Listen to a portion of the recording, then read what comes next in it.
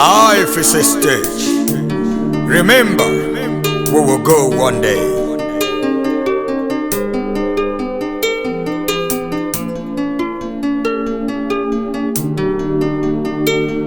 Ọ bụ gịnị ka anyị ji bịa n'elu ụwa? Ọ bụ gịnị ka anyị ga-eji si n'ụwa pụọ? Ụwa bụ ahịa ka anyị bịara n'ụwa. O nweghị ihe anyị ga-eji pụọ n'ime ya. Ọ bụ gịnị ka anyị ji bịa n'elu ụwa? Ọ bụ gịnị ka anyị ga-eji pụọ n'ụwa ka? Ụwa bụ ahịa ka anyị bịara n'ụwa. O nweghị ihe anyị ga-eji pụọ n'ime ya. Ụwa bụ ahịa ka anyị bịara n'ụwa. O nweghị ihe anyị ga-eji pụọ n'ime ya. Ọtụtụ ndị amara ha, ndị nwere ego n'ụba n'ụzọ pụrụ iche n'ụwa. Ịma ha nwụọ, akụkọta ibe tinye ha niile. O nweghị ihe ha ji si n'ụwa pụọ. Ọtụtụ ndị amara ha, ndị nwere ego n'ụba n'ụzọ pụrụ iche n'ụwa. Ịma ha nwụọ, akụkọta ibe tinye ha niile. O nweghị ihe ha ji si n'ụwa pụọ. Ịma ha nwụọ, akụkọta ibe tinye ha niile. O nweghị ihe ha ji si n'ụwa pụọ. Ịgbala moto iri, onwe nke iji bịa n'elu ụwa. O nweghị ihe ị ga-eji pụọ n'ime ya. Ị lụrụ nwunye asatọ, onwe nke iji bịa n'elu ụwa. O nweghị ihe ị ga-eji pụọ n'ime ya. Ị nwere ụlọ 50, onwe nke iji bịa n'elu ụwa. O nweghị ihe ị ga-eji pụọ n'ime ya. Ụmụ mmadụ na-akpọrọ gị si n'ala, o nweghị ihe iji bịa n'elu ụwa. O nweghị ihe ị ga-eji pụọ n'ime ya. Aka ịma bịa n'ụwa, nwanne ọ bụkwa ka anyị ga-abawela. Akụ niile ka anyị kpatara n'elu ụwa, ha niile gbalawa aghara. Asị maka ka ịma bịa n'ụwa, nwanne ọ bụkwa ka anyị ga-abawela. Akụ niile ka anyị kpatara n'elu ụwa, o nweghị nke anyị ga-eji sụwa pụọ.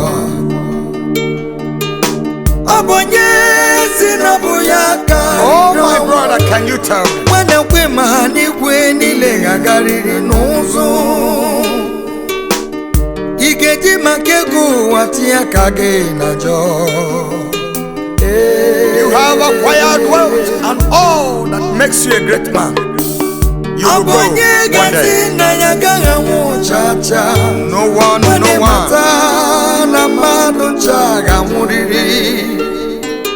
Ihe niile ka ịkpatara n'elu ụwa, o nweghị nke ị ga-eji sụwa pụọ. The end justifies the means. Ụmụ niile ka ị mụrụ n'elu ụwa gị, o nweghị nke ị ga-eji sụwa pụọ. Ndekwune niile ka ị nwere n'elu ụwa gị, kedu ife jikọ gị na ndị ezinụlọ a iji wee nọrọ n'etiti anyị n'oge abalị a? Ihe jikọrọ m na ezinụlọ n'ụwa agha ọ karịrị akarị maka nwaanyị unu ga-eyi echi ọ ka nwanne m nwaanyị. Iji m nwaanyị. Mmadụ isii ama anyị sọsọ manụ mgbe ya kwọchiri ndị ọzọ niile na-ejewewa abroad. Mana ana m ekenekwa Chineke ebe ọ dị ukwuu. Ndo kara obi. Kedu ihe mekwene afọ m efi a na-egosi unu? Kedu ihe ma eji wee gosi unu efi a?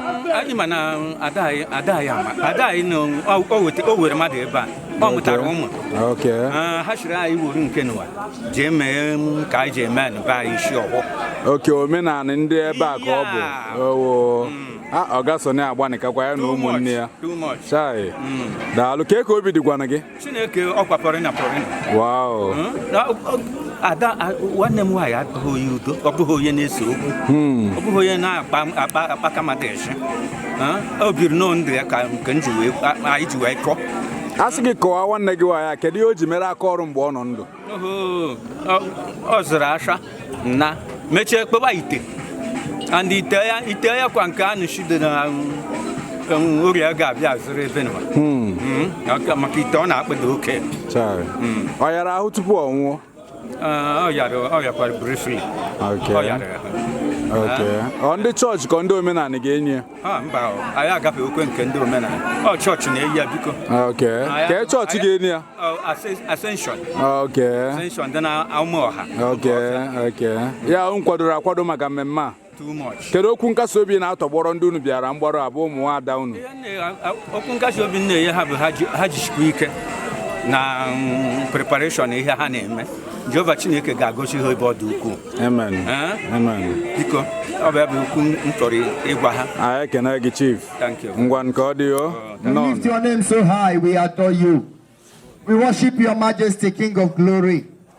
Jehovah, your children have gathered, O God, this evening to worship and adore you, to give you all the praise, to honor you, because you are the reason why we are alive. Without you, Lord, our life is nothing. Our life is meaningless. You are God that has given value to our existence. Jehovah, we adore you. Jehovah, we bless you. Jehovah, we honor you.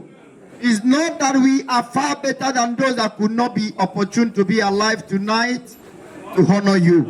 But by your grace and privilege, Lord, you have kept us alive. Jesus, our gathering here this night is for your own glory. Therefore, Lord, we ask that you will come and take preeminence, oh God, that all we're going to do tonight will be to the glory of your name. We bind every powers that is against your word, every forces of darkness, every manipulating spirit from the darkest kingdom, we stand against them in the mighty name of Jesus. Amen. Father, Lord, we are asking that your presence will be within this place, that you will take absolute control, oh God, as we are starting, oh God, this service, that at the end, from now till tomorrow, we have all the cause to say thank you, Jesus.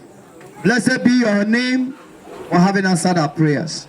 In Jesus' most perfect name we have prayed. Amen. Amen.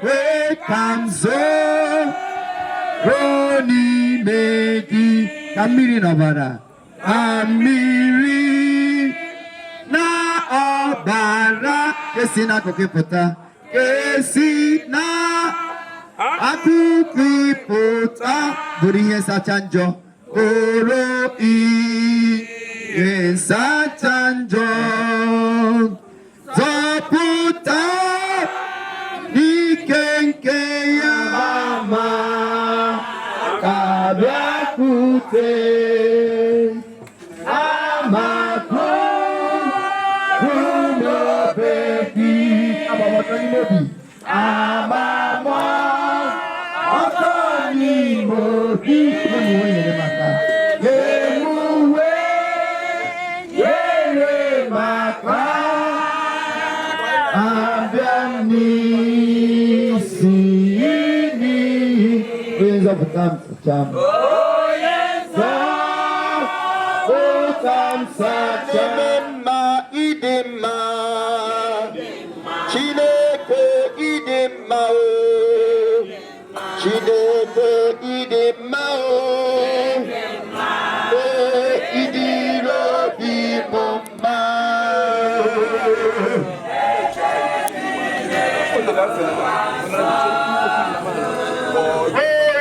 Buchime,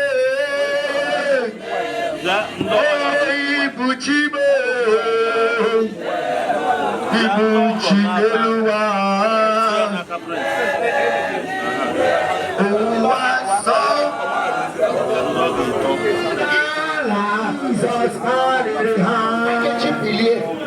Obi megide ntụ ọbụla bịara ebe a. Obi megide ngwegwu niile a ga-eji chee ozi n'abalị a. Obi megide ntụ mmadụ ọbụla bịara ebe a n'abalị a. Obi megide mmadụ ọbụla na-abata n'otu ọbụla bido n'abalị a ruo echi. Ganye na mmemme a bịa na njedebe. Chineke ya nwere ike ya na ebube ya. Ma ọ bụ ya gburugburu from the field and mission down to this place. Our first Bible reading from the book of Jeremiah chapter 50 from verse 1 to 10. Jeremiah chapter 50 from verse 1 to 10. Ịgụpụta anyị na-esite na Jeremiah isi 15 malite na amaokwu nke mbụ ruo na nke 10. Okwu ahụ nke Jehova kwuru banyere Babilọn, banyere ala ndị Kaldea site n'aka Jeremiah buo ya amụma. Gosinụ n'etiti mba niile, meenụ ka anụrụ ya, bulienụ ọkọlọtọ, meenụ ka anụrụ ya. Unu ezobele, sinụ, ewerewo Babilọn, emewo ka ihere mee Bel, Merodak atụwo ụjọ, emewo ka ihere mee arụsị ya niile na arụsị niile akpụrụ akpụ. Arụsị ya niile atụwo ụjọ, n'ihi na otu mba esiwo n'ugwu rigopụta imegide ya. Mba ahụ ga-eme ka ala ya ghọọ ebe tọgbọrọ n'efu. Ọ dịghịkwa onye ga na-ebi n'ime ya, ma mmadụ ma anụmanụ. Ha awagharịwo laa. Nke 4, n'ụbọchị ahụ na mgbe ahụ, ọ bụ ihe si n'ọnụ Jehova pụta. Ụmụ Izrel ga-abịa onwe ha na ụmụ ndị Juda n'otu. Ha ga na-eje ije na-akwa akwa. Ọ bụkwa Jehova bụ Chineke ha ka ha ga-asị ajụ. Were owu unu rapara n'arụ Jehova n'ọgbụgba ndụ ebighị ebi. Ọgbụgba ndụ ebighị ebi niile a na-agaghị echezọ. Ndị m gbuworo, ndị ọzụzụ atụrụ ha emewo ka ha kpafue n'ugwu dị iche iche. N'ugwu dị iche iche ka ha meworo ka ha laghachi azụ. Site n'ugwu ruo ugwu nta ka ha jewuru. Ha echezọwo ebe mmakpu ha. Nke 7, ndị niile ndị na-achọpụta ha eripịawo ha. Ndị na-akpagbu ha sịrị, ikpe amaghị anyị, n'ihi na ha emehiewo megide Jehova, bụ ebe obibi nke ezi omume na olileanya nke ndị bụ nna ha bụ Jehova. Nke 8, sinụ n'etiti Babilọn wagharịa, sikwanụ n'ala ndị Kaldea pụọ, dịkwanụ ka mkpi n'iru igwe ewu na atụrụ. Nke 9, n'ihi na lee, mụ onwe m gaje ịkpọte mee ka mkpokọta mba ukwu dị iche iche si n'ala ugwu rigopụta imegide Babilọn. Ha ga-edokwa onwe ha n'usoro megide ya. A ga-esi n'ebe ahụ were ya. Akụ nke ụsụ ahụ ga-adị ka nke dị ike, nke bụ ọka ụtụ. Ọ gaghị alaghachi azụ n'efu. Nke 10 bụrụ ebe anyị ga-akwụsị. Kaldea ga-aghọkwa ihe nkwata. Afọ ga-eju ndị niile ndị na-akwata ya. Ọ bụ ihe si n'ọnụ Jehova pụta. Ihe ọngụ a ga-esi n'akwụkwọ Eklesiastis isi 3 malite na amaokwu nke mbụ ruo na nke 12. Amaokwu nke mbụ, ihe ọbụla were oge, mgbe dịkwara ihe ọbụla a na-eme n'okpuru eluigwe. Amaokwu nke 2, mgbe ịmụ nwa na mgbe ịnwụ anwụ, mgbe ịkụ ihe n'ubi na mgbe irobu ihe a kụrụ. Nke 3, mgbe igbu egbu na mgbe ịgwọ ọrịa, mgbe itikpọ etikpọ na mgbe ịghọ ụlọ. Amaokwu nke 4, mgbe ịkwa akwa na mgbe ịchị ọchị. mgbe iru uju na mgbe ite egwu. Amaokwu nke 5, mgbe ịtụfu nkume na mgbe ịtụkọba nkume, mgbe ịgbakọ na mgbe iropụ mgbakọ n'ebe dị anya. Amaokwu nke 6, mgbe ịchọ achọ na mgbe ime ka ihe na n'iyi, mgbe idebe edebe na mgbe ịtụfu atụfu. Amaokwu nke 7, mgbe ịdọba adọwa na mgbe ịtụkọba atụkọba, mgbe ịgba nkịtị na mgbe ikwu okwu. Amaokwu nke 8, mgbe ịhụnanya na mgbe ịkpọ asị, mgbe agha na mgbe udo. Amaokwu nke 9, olee ihe fọdụrụ mmadụ na-alụ ọlụ? Amaokwu nke 9, olee ihe fọdụrụ mmadụ na-alụ ọlụ n'ihe nke ya onwe ya na-adọgbu onwe ya n'ọlụ n'ime ya. Amaokwu nke 10, ahụwo m mweda n'ala nke Chineke yeworo ụmụ mmadụ iweda ha n'ala n'ime ya. Amaokwu nke 11, ihe niile ọbụla nke emeworo ka ọ maa mma na mgbe ya ọzọ, mgbe ebighị ebi ka atinyeworo n'obi ha, maka o si tinye ya ka o tinye ya mmadụ agaghị achọpụta ọlụ ahụ nke Chineke lụworo site na mmalite wee ruo ọgwụgwụ. Amaokwu nke 12 bụrụ ebe anyị ga-akwụsị. Amawo m na ọ dịghị ezi ihe dịrị ha ma ọ bụ onye ka mmadụ ṅụrịa ọṅụ mekwa ezi ihe n'ogologo ndụ ha niile. Ka ịwa were okwu ya gọzie anyị n'aha Jizọs Kraịst.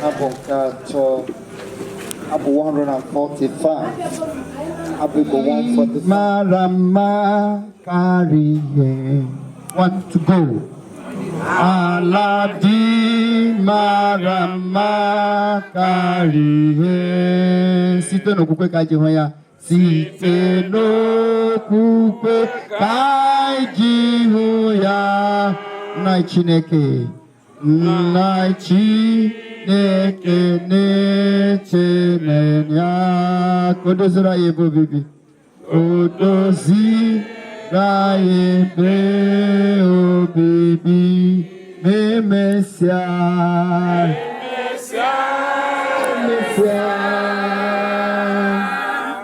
Anyị ga-ezukọ n'ala ọmahụ.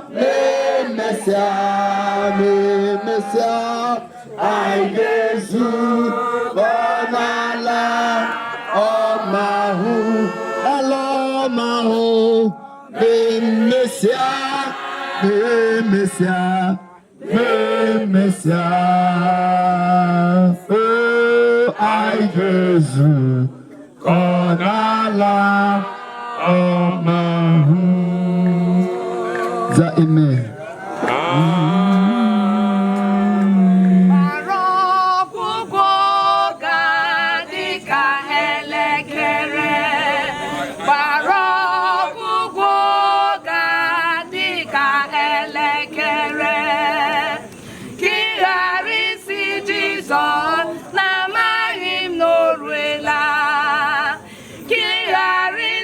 Jesus, Mama him no ruela.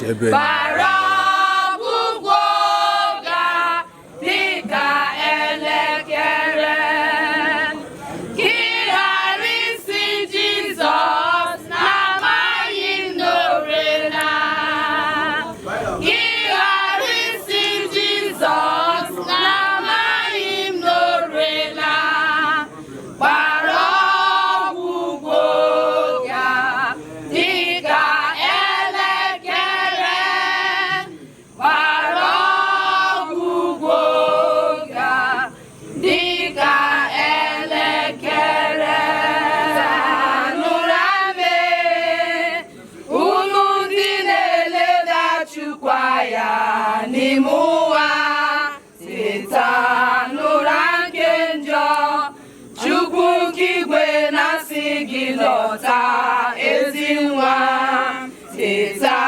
gbọsọ ndụ gị ekwensu na-achọ idugbu ụmụ ya n'ime ọnwụ lekwa eze Jizọs naanị ya ga-azọpụta ndụ gị n'ikpe ọnwụ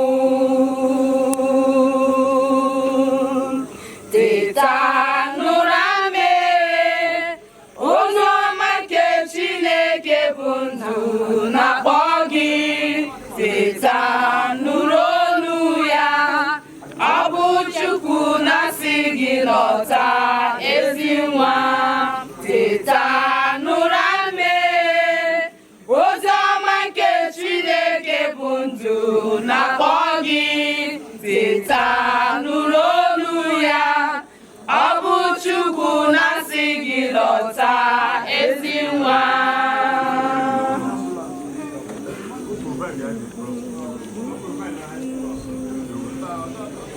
teta n'ime Jizọs a ga-azọpụta gị na mmehie ma ị kwere n'okwu Jizọs ekwela ka ihe obi gị na-achọ duhie gị teta gị onye na-ada ekwensu na-asị gị rapụ ụzọ nke Jizọs ma lee akwa ilu ka ekwensu na-edube ụmụ ya n'ọkụ mmụọ teta n'ụra ame ozi ọma nke Chineke bụ ndụ na-akpọ gị teta nụrụ olu ya ọ bụ Chukwu na-asị gị lọta ezi nwa teta n'ụra ame ozi ọma nke Chineke bụ ndụ na-akpọ gị teta nụrụ olu ya ọ bụ Chukwu na-asị gị lọta ezi nwa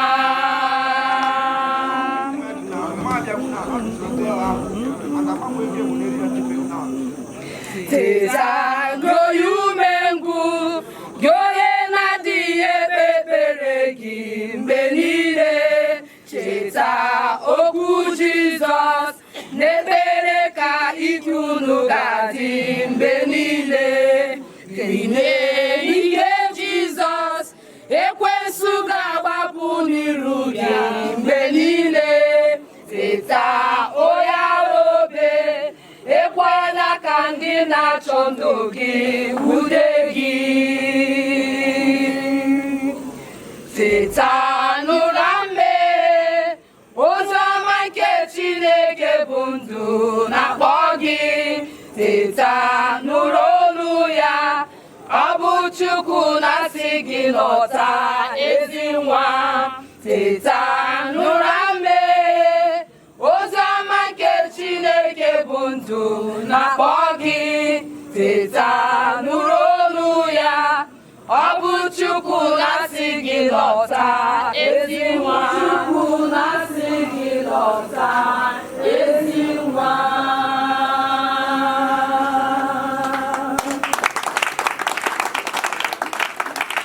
ka anyị were ohere a tupu anyị eto Chineke ka anyị were ohere a n'okwu Chineke dịka onye nke Chineke Jehova ga-eji jee ozi n'abalị a ka anyị nwee ike gee ntị ma nụrụ ihe Chineke wee gwa anyị. Anyị na-akpọlite Pastọ Nye ma nemela. Ka Chineke were ya jee ozi kọwara Jizọs aka. N'aha Jizọs. Ọ bụ n'ike dị n'ọbara Jizọs. Chineke anyị ekele gị obiligwe nke atọ, anyị asọpụrụ aha nsọ gị, anyị epunye naanị gị elu n'ihi na ị kwesịrị ntụkwasị obi. Chikekere n'igwe kee n'ụwa ka okpuru ana ka ihe niile dị n'ime ha ncha niile ka anyị ọrụ mmadụ na oyiyi gị mana ọ dị ihe kere gị. Ya mere isi ala anyị naanị gị wee ikpere ala anyị naanị gị wee nara eriwe n'oge awa n'aha Jizọs. Anyị ekele gị papa n'ihi na ị kwesịrị ntụkwasị obi. Anyị tụkwasịrị gị obi na mmemme nke ụbọchị taa.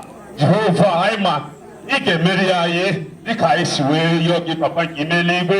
Anyị ka nọ ka papa nke kwesịrị ntụkwasị obi dịka anyị gbakọwara n'abalị a papa nke ime eluigwe iguzo n'iru gị n'oge awa ịnụ okwu gị papa nke ime eluigwe.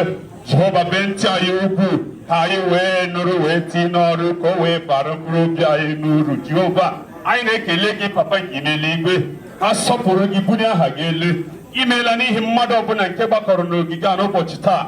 Ọtụtụ ka nọkwa n'ụzọ. Jehova ị maara ihe niile papa. Anyị na-asị gị papa dudekwa ha n'udo na ọgụ dịka ị dịrịtere anyị wa n'udo na ọgụkwa nke ime eluigwe. Ime ihe niile a ga-ebunye aha gị elu n'aha Jizọs Kraịst bụ onye nwe anyị. Amaghị Rebeka akpọgo anyị oku ka ọ gwa anyị okwu n'ụbọchị taa. Haleluya.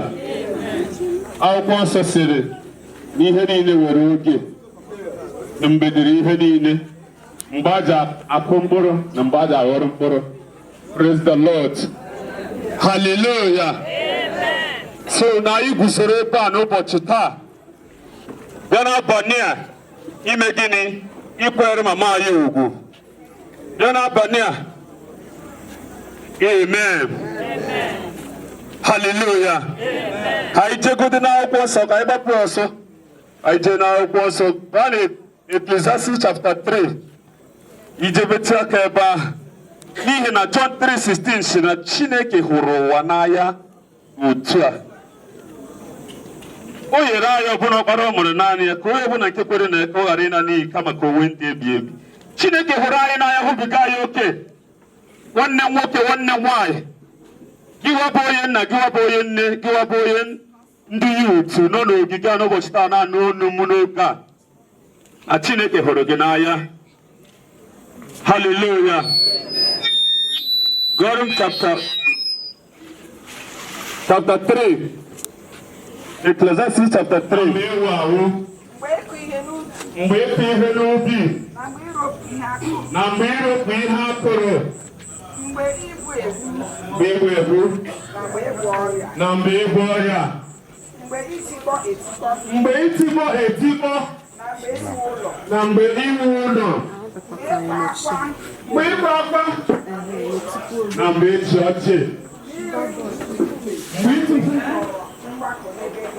na mgbe ị nọrọ mgbakọ. Haleluya. Akwụkwọ nsọ mere ka anyị mata na were mgbe a ga-aghọ mkpụrụ. Unu na-eto na-aga n'iru. Praise the Lord.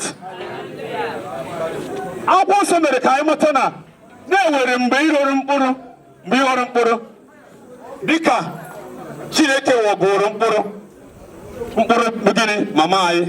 Haleluya. Ọ na-agwa anyị n'ebe a about mgbe pụọrọ ihe niile, oge pụọrọ ihe niile. Praise the Lord. Hallelujah. Ị ga na John 3:16 ebe Chineke nna ọ hụrụ anyị n'anya, ọ hụrụ anyị n'anya hụbiga anyị oke. O ji wee mee gịnị? O ji wee nye anyị ọkpara ya nke anyị ga-eji wee mee gịnị? Wee ndụ ebighị ebi ahụ. Hallelujah. Because Chineke nna, Chineke ọkpara, Chineke mmụọ nsọ ọ hụrụ anyị n'anya hụbiga anyị oke. O ji wee nye anyị ọkpara ya ka anyị wee gịnị? Ka anyị wee nabata ya dịka anyị nabatara anyị ga-enwe ndụ ebighị ebi ahụ. Praise the Lord. Ịbịa mgbe Chineke obi na-adịghị Chineke mma, o ji wee zitetara anyị Jizọs Kraịst. Obi adịrọ Chineke mma maka na ndị ekpahụrụ akpahụ. O ji wee kwuo n'akwụkwọ Jeremaya na ndị ya akpafugo. Praise the Lord. N'akwụkwọ Jeremaya chapter 50 ahụ ebe anyị gụrụ, anyị ga-ewere ihe agụgụ anyị na gịnị na verse 6 and 7. Somebody go to verse 6 and 7 now. Igwe ewu na atụrụ ga-ala n'iyi. igwe ewu na atụrụ na-ana n'iyi ka ndị mbụworo ka ndị m bụworo ndị ọzụzụ atụrụ ha emewo ka ha kpafue ndị ọzụzụ atụrụ ha emewokwa ka ha kpafue n'ugwu dị iche iche n'ugwu dị iche iche ka ha meworo ka ha laghachi azụ ka ha meworo ka ha laghachi azụ site n'ugwu ruo n'ugwu site n'ugwu ruo n'ugwu n'ugwu nta ka ha jeworo n'ugwu nta ka ha jeworo ha echezewo ebe mmakpu ha ha echezewo ebe mmakpu ha. Yes. ndị niile ndị na-achọpụta ha eripịawo ha ebe obibi nke ezi omume olileanya nke ndị Jehovah. Hallelujah. Praise the Lord. Hallelujah. Verse 6. My people have been lost sheep.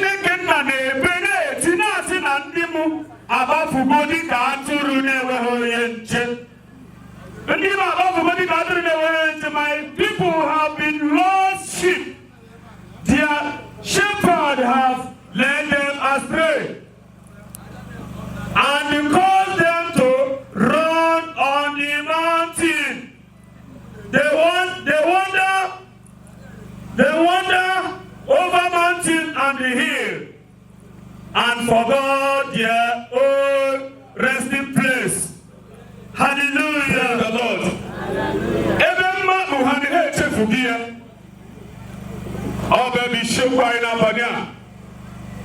My people, amen. My people have forgotten their resting place. Oshina, Nandimu Abafugo, Dika Turune. Hallelujah. Obiato Chinekema, that's why you woke up. Ordina, Mad will answer, Moberu, gone as Nabia. Atụrụ ya wee megide o wee bata ọfụ ọzọ atụrụ ahụ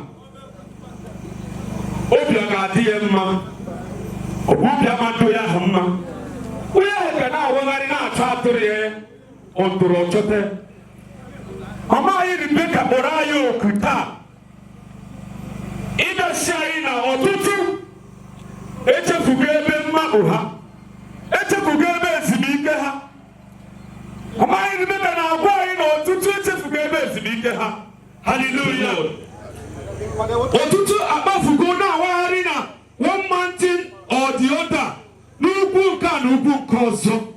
Enwere ọtụtụ ugwu mana enwere ugwu nke anyị guzoro na bụ nke dị elu ahụ bụ Jizọs Kraịst. Ka anyị laghachite n'ebe mmakpu nke anyị bụ Jizọs Kraịst. Hallelujah. Ọtụtụ na-awagharị ihe na ntị a n'ugwu nke a na ugwu nke ọzọ. Ugwu erika. Enwere ugwu nke fornication. Enwere ugwu nke izu ori. Enwere ugwu nke ikpere arụsị.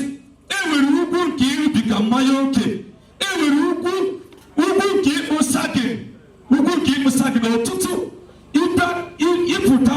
Enwere ugwu nke ụmụ nwanyị nke adịghị dị ugwu dị iche iche ugwu erika. Hallelujah. Ọtụtụ gbakputere n'ugwu dị iche iche because of gịnị na ndị duhie ha.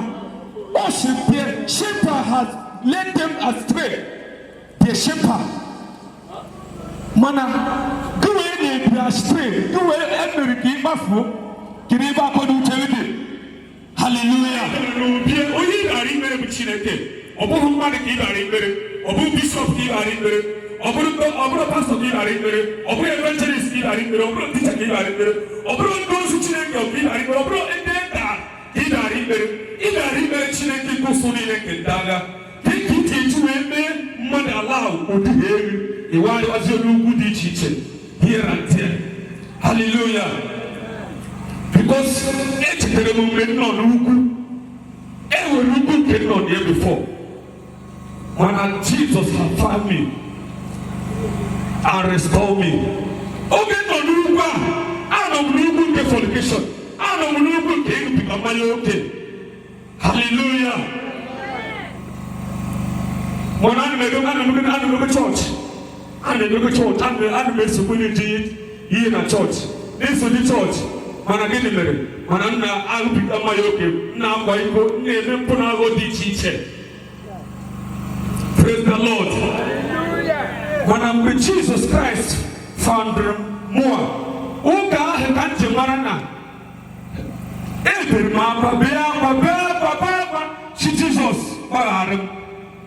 Mama here, hallelujah. Because no good get on every good game of food. Who good get on eating? Oh, you it's a champion in it. Who's the girl you don't need in it, but in an eating. The way is Bobona, who will you? It's supposed to go with a yegi. Who's the boy with a yegi beginning? In like an eating. Or do never do good car. In whatever and a boring go on train. Oka Koya. Imagine people you need to wear your but Jeremiah chapter 1 verse 5. Shinobo. Now before all near one new. The Chineke and Gedi. Chineke Kosoni and Gedara. Amagoro Yibo. Now before I'm no Kago Akara. Ihiga Abu Noah. Chikini Chicha. Yendo. Neba Heluba in on ye. Keubu kin on ye. Inonubu kin Ipaiko. Inonubu kin Armadu Mando. Inonubu kin. Imenarusi. Inonubu kin. Imen Puna Wadi Chiche. Inonubu kin become my own kin. One would one why. Anima Wano Kandi Hosi. Shiba Hanach. Tazo. Then again, that's what they're better to be taking. Nina. John 14 verse 6. No, but Jesus who's with my Yesu and when who saw him into my Yesu Jesus Christ. Hallelujah. Praise the Lord. Jesus Christ, baby, that is his also. He is the way, the truth, and the life.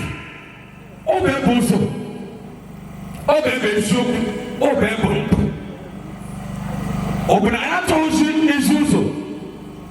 I say, Hadioma, Yojo, Ioma Kaiga, Babuzo, Har. Jesus Christ is near also. Itenando. On I told you, I told you. I Toronto. Even this way, Toronto, he went on a good car, Nepotorio.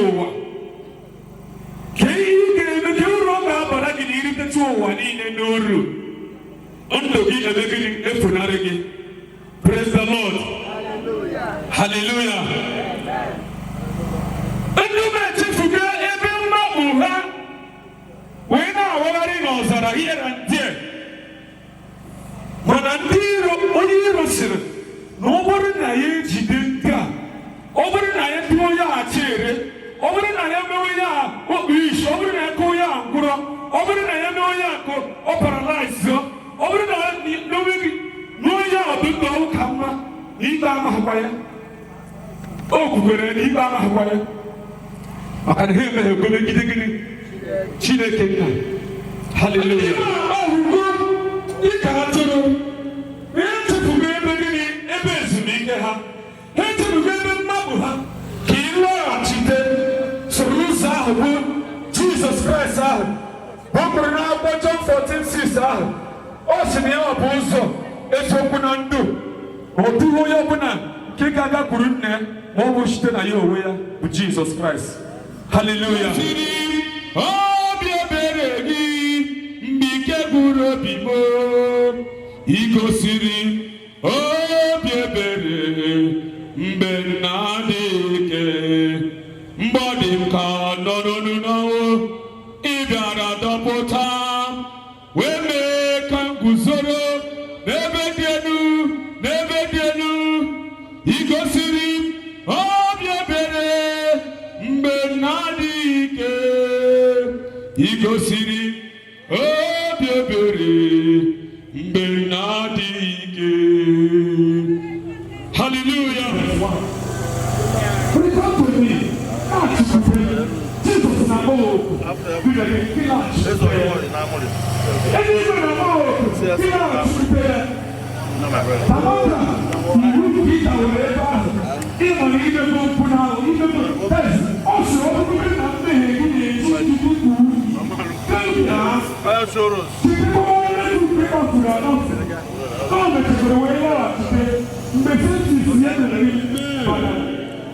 enwere mmemme n'igwe na-akwado onye isi mụ na gị na mgbe a lọghachitere wee soro ụzọ Jizọs ahụ wee mee gịnị wee guzoro na ndụ ahụ bụ ụzọ ahụ bụ eziokwu ahụ bụ Jizọs Kraịst. Nwanne nwoke nwanne nwanyị, ọ bụrụ na enwere nke ị na-eme nke okwu a na-arụtụ gị, ị kwesịrị ka ị gbanwee wee nara Jizọs Kraịst. Haleluya. Na ugbu a bụ oge aja nara nwanke mmadụ nke ọma. O si na ndị iro onye iro si n'ọgụ na ewetekwa ha ihe ọ bụla ha ihe mere ha na gịnị n'aka ha na-enweghị na ha daghị iwu. So na ndị iro na-emeche mmadụ ihe ahụ na ha ga-adakwa iwu. Mmadụ achịrị na-adị mmadụ na-egbu mmadụ na-eme mmadụ ihe aka dị iche iche ihe egwu dị iche iche na ọ bụrụkwa fọt ha.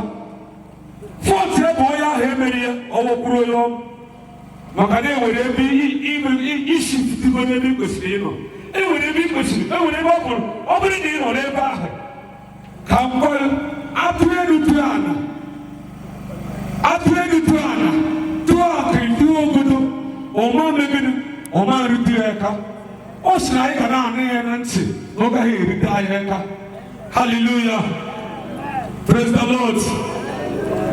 Ndị Igbo lọta n'ụbọchị taa dịka ị na-anụ ọnụ m n'oge a, dịka ị nụrụ okwu a n'ụbọchị taa, nwanne m nwoke nwanne m nwaanyị, ebe ọ bụ na nke ị na-eme ihe na-eziri ezi n'ime Chineke, ka ị na-eme ihe na-eziri ezi, mee gịnị si ebe ahụ lọtawa na ugbu a bụ oge enwere ike ọ bụrụ okwu ikpeazụ ị ga-anụ, bikos mama anyị nke tọgbọrọ n'ozu tata na gịnị ịmabeghị ma onye ọ ga-abụ echi.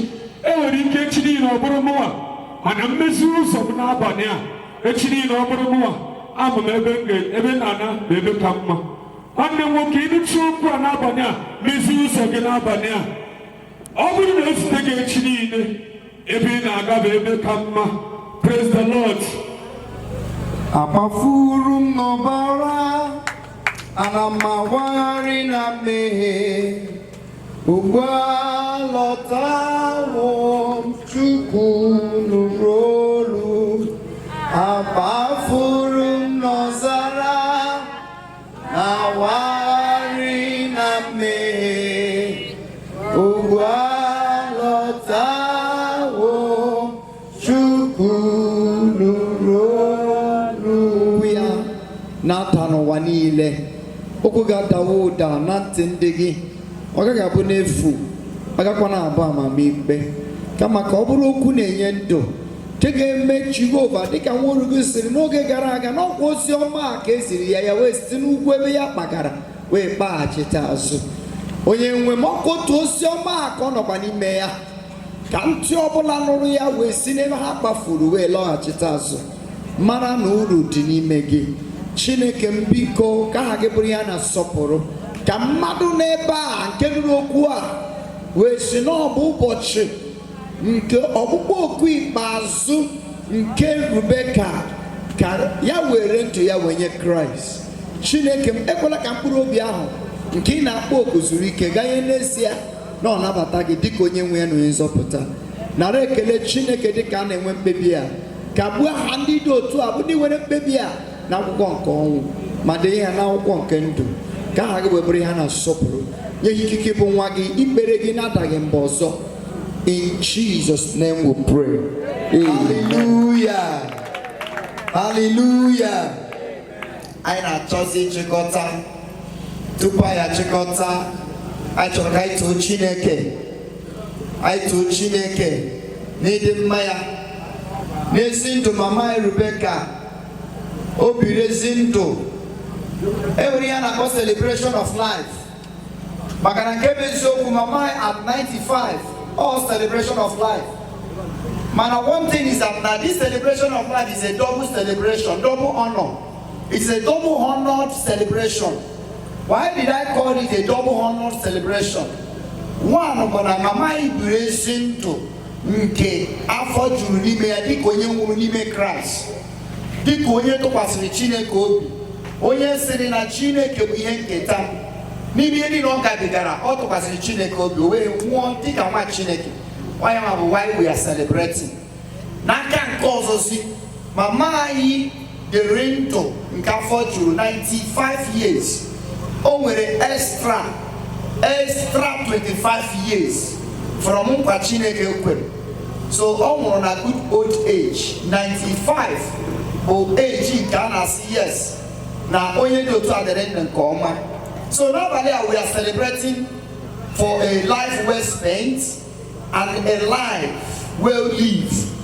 Enwere ndị nwere ike ịdị 100 years, 120, 130, 95 mana ha nwụọ dịka onye na-amaghị Chineke. Akpọ ya celebration of life, akpọkwa celebration of life bụ nke ahụ. Nke bụ celebration of life bụ na mmadụ nwụrụ dịka n'ime Chineke, eluigwe wee rite uru, even when it seems that the world has lost but heaven gains.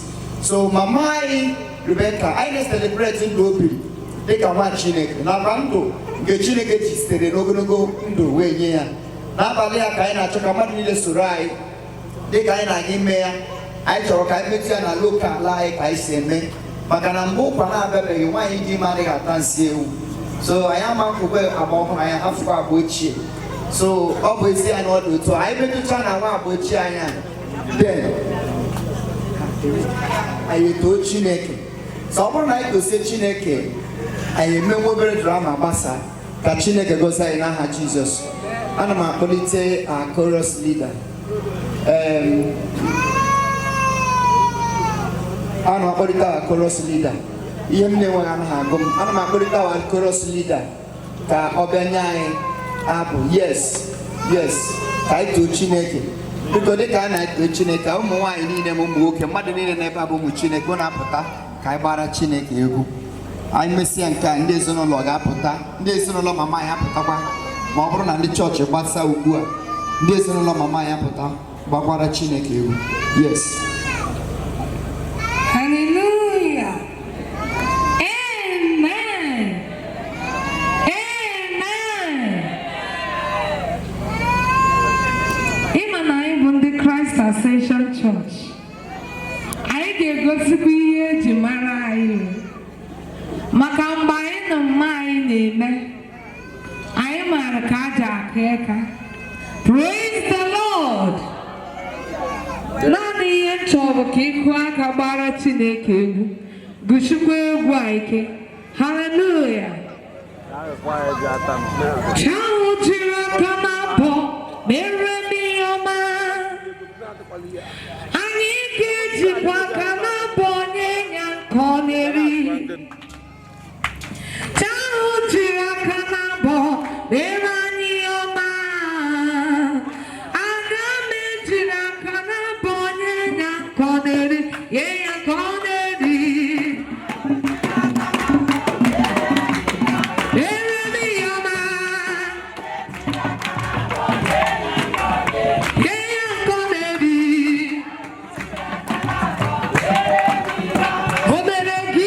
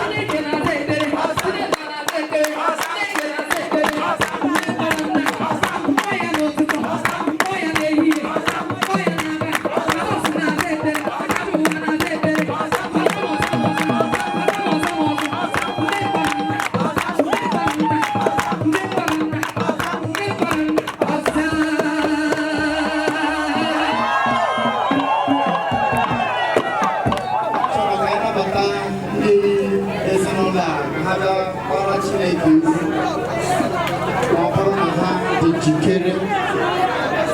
family, please. The family of our mom. Let the family come. Kahazoro mama hegu obi ade ya mma. O ka na zo ya.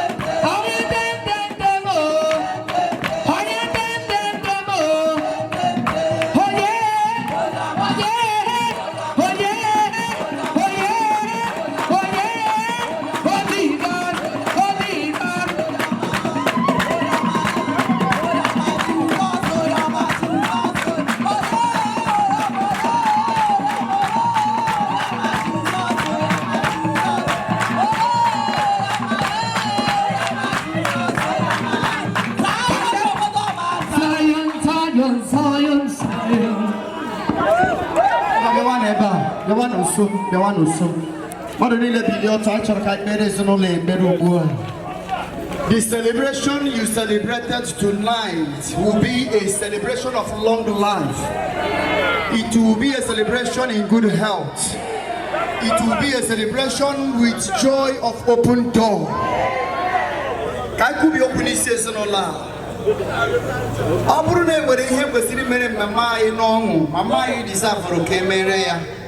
Kasi chineke. Ya jire season or la ike. Yekwala ki here me ha. Ha ga dindo. Ka dika mama hakara. Not only that, we can Jesus. Now get sitting the sunula make out a lot of chineke brihani budielu. A better much chineke because you will have a bit better.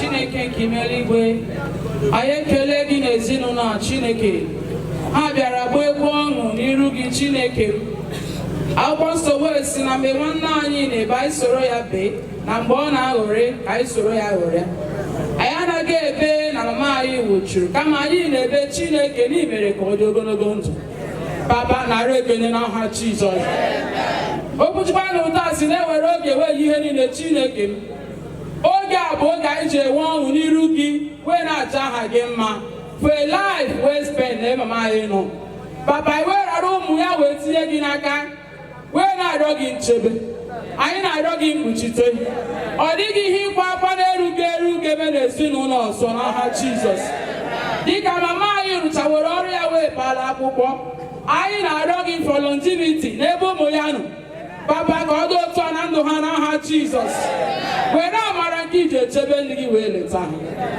dịka ka nọ na mmemme a na-aga n'iru Jehova bịa nọnyere anyị chebe ezinụlọ ka asọpụrụ aha gị Jizọs ịbụ onye nwe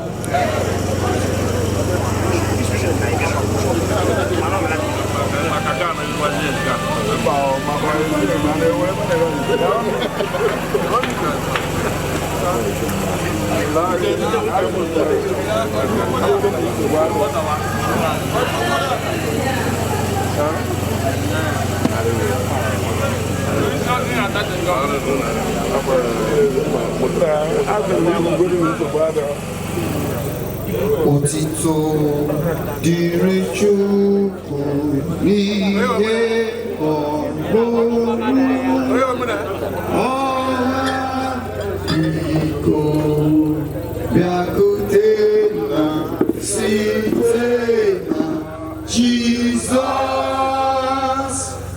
nye ya otuto n'okike Amara. I na-akpọ nwanne anyị nwoke Brother Sonny ka o nwee ike bịa kene ọhaneze ndị bịara ebe a ka anyị nwee ike wepere ihe anyị kwesịrị inye ya n'aka nye ya n'aka. Biko eji m aha famili anyị na-ekele ndị asịsị jọpụtara ebe a ekele unu na ihe niile unu mere unu sigbagide anyị na mozu mama anyị biko onye ọbụla ga-ala n'udo n'ọrụ n'aha Jizọs biko ọrụ anyị ka dịkwa echi enwere one announcement m chọrọ ịcorrect. I think we are leaving here by 10 to the mortuary, not coming home by 10. We are leaving here 10 to the mortuary. Praise the Lord. Thank you. No matter how to kill or to manage it. Ka Chineke gozie anyị n'aha Jizọs. Anyị na-ekele gị Chineke dị n'ụdị nsọ ihe oriri nke ha chere anyị n'iru ka ire ya rite ndụ na arụ isi ike ka ọ dị mkpụrụ obi anyị na mma. Onye nwe m ka aha gị weburu ihe a na-asọpụrụ n'aha Jizọs bụ onye nwe anyị. Ngọbilienụ ka anyị niile kwekọ amara ọnụ. Onye nwe anyị Jizọs Kraịst n'ịhụnanya nke Chineke ka mmekọ nsọ Arise to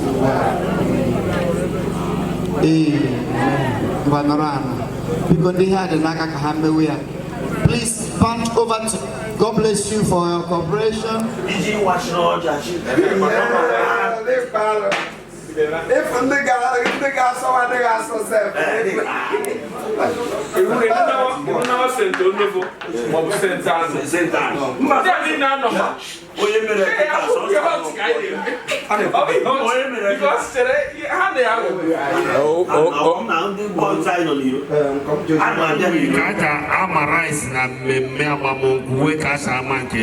wedding. Nke wedding a na-eji waya maya na a ga-eri nri na mama wuhoro na mama dende because na ọ bụ ume ka aja ahụ ọkụ ọ bụ onye ijuru ehụ ka aka ude ka ndị ascension na-aka onye nke na-aga ama nkụwa ude ka biko ị mana eke aka band na-ada ụda ya chọọchị nke debe anyị n'ọmụ ọha ya bụ nke anyị anyị kwenyere na ascension kwenye na Chineke kwenye na God of Israel. Iwe mshi bụ na ndị Israel nwaanyị kwenye na God ha kwenyechi n'egbe ihe ha ji egbe agba ndị Gaza.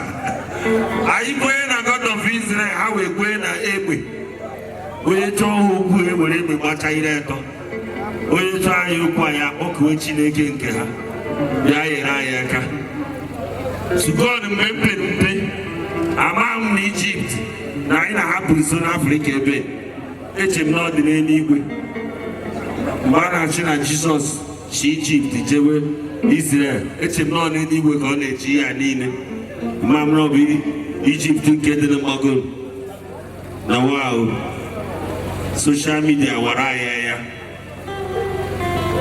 even though o were that man je eme Jizọs n'ọkọta fụtashimade ekpechinere ya na ọ bụ ihe bụ Jizọs ịmana ekochi ụta ikwuo ya shi na ajọ mmụọ juru ya isi ọ ka anyị mara na pikcha ahụ anyị na-eko eche na chọọchị anyị bụ ndị na-eme fim na ọgbọ Jizọs bụ ya maka na mgbe Jizọs nọ n'ụwa enweghị kamera enweghị vidio ndị ahụ niile ị na-ahụ ị na-eko ebe ha wetara efa one by one ọgbọ Jizọs bụ ya so mara taa weda ma ị chọrọ ya ma ị chọghị ọ bụghị ekwensị chiri m kwuo ya mana ọ ka ngwa unu mana ebelivuru m na Jizọs Kraịst ọkpara nke Chineke mana ekwenyere m nne nke ọma a na-ekonye a na-ekpere ihe ọbụla ị dọchiri beri akpịrị akpụ ị na-efe n'efa Jizọs dịna onye na-atụ nke na-eke akpa onye na-atụ arụsị bụkwa ihe na-atụ nke ahụ krọs ahụ ị na-afachi n'elu chọọchị ọ bụ onye na-arị onye tere arụsị bụ etere kama abịakwa ndị chọọchị bịagoro nke ha ndị na-ekpere ọma ọha abịakwagoro nke ha onye ọbụla eje na dipatmentị nke ejerewe just believe na Chineke dị believe na Jizọs dị mana nke ahụ ekpere okwu n'isi onye nkịtị na ọ bụghị Jizọs bụ ya ọ bụ Jizọs o nweghị ihe yiri Chineke n'omume our God bụ a good God ọ na-abụji sometimes ndị mmadụ a na-asị na mma mmadụ wụrụ ya asị oh my God ma n'ime ana na obi ya ọ na-apa aka owu ya ka ọ ga-esiri chee rice o were take away na ụbọchị ekele m ịma na ihe a kwụ nkịta ndị be anyị na-eme omenala nke a tọrọ ha ụtọ iche ebe mma ọ bụla ikpughere mmadụ mana ebe a nọ I was born and brought up in Methodist and I'm still in Methodist and I'm not going to aka anyị na-amụ mgbe anyị pere mpe and ọ karakta ha ka anyị mụkọtara ha ka nha enwere ihe ọbụla m na-eme na-adịghị mma ọ ya akụchiere anyị ọbọ m soro owo otu aka ọ dị enwe mgbe m pere mpe ọ nọkọta mfụ Donatus Okona bro Donatus Okona ya na bro Henry Agbo Margaret Baiji ayi mege ameche na nda Chineke bi ofe wa ha na echi oji ogbo kwa nke ndị mone nwo na ti ma na ba ndi na icha mepe all what too much.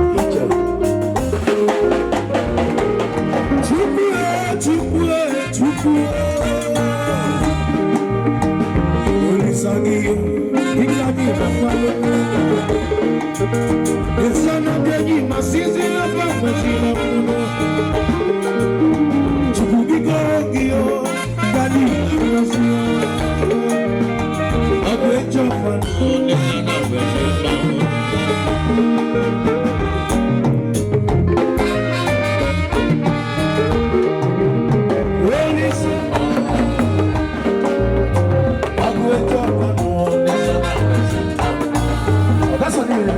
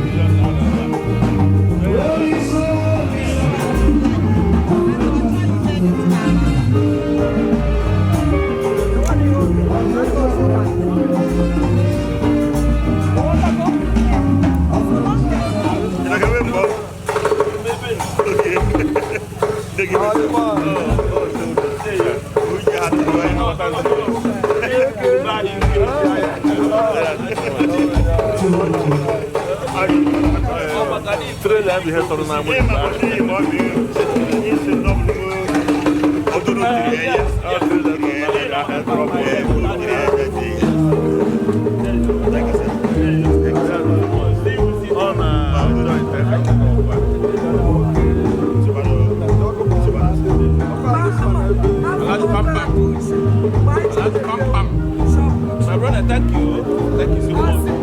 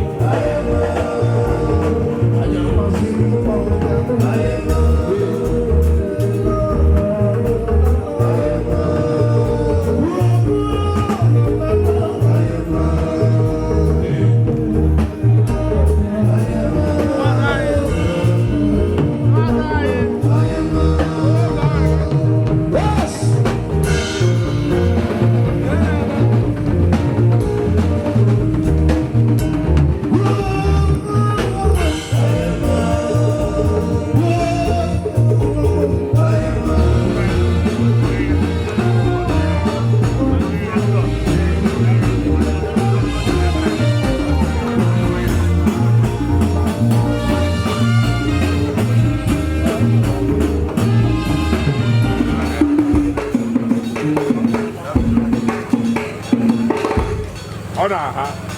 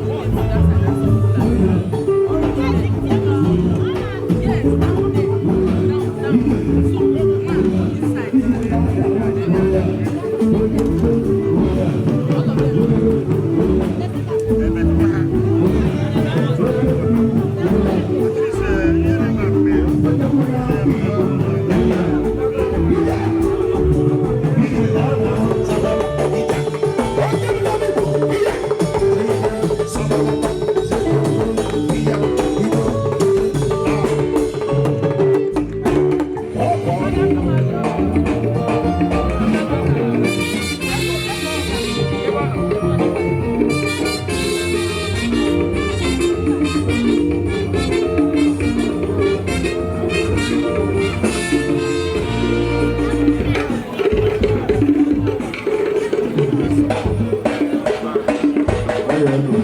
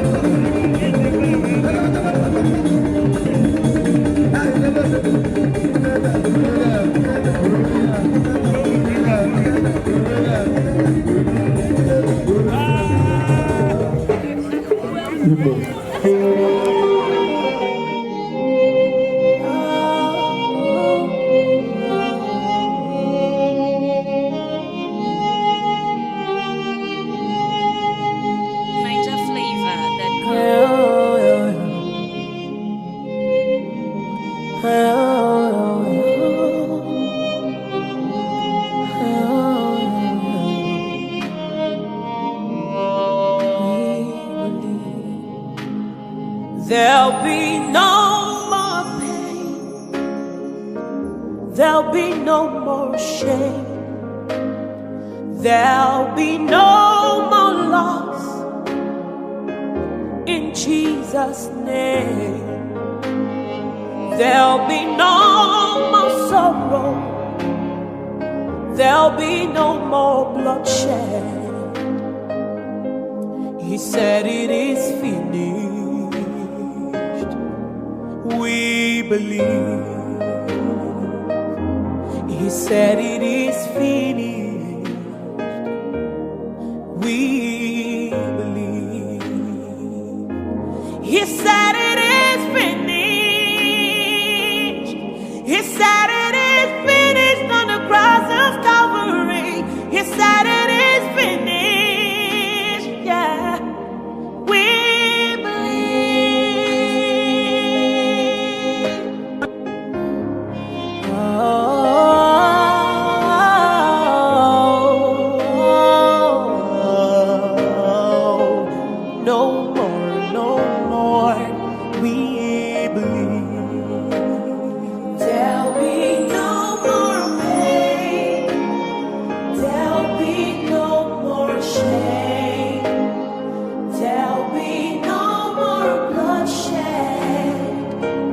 in Jesus' name. There'll be no more loss. There'll be no more sorrow. He said it is finished. We believe, oh. He said it is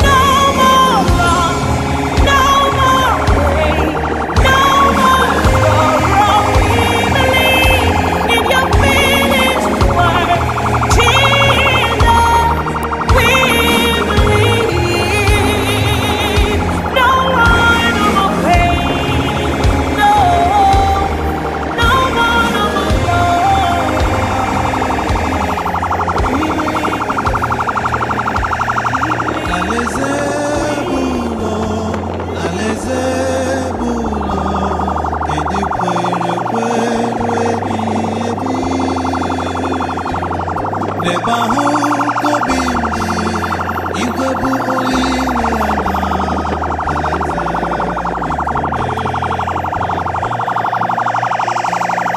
aleze bulo aleze bulo elikwekweru ebi Nebahu kobindi igwebu olile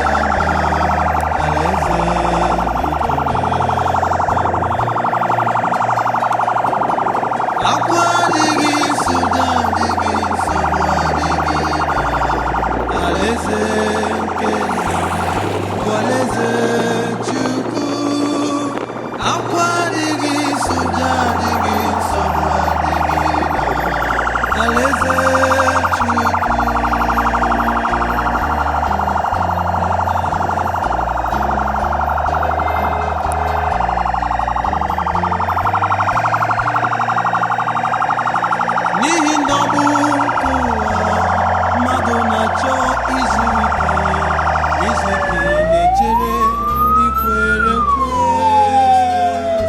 Jizọs bụ onye isi udo kwere nọgide n'ime ya ọkacha mma na-echere ndị nke ya akwa adịghị Suda adịghị nsogbu alaeze Alaeze Chukwu akwa adịghị Suda adịghị nsogbu adịghị na Alaeze Chukwu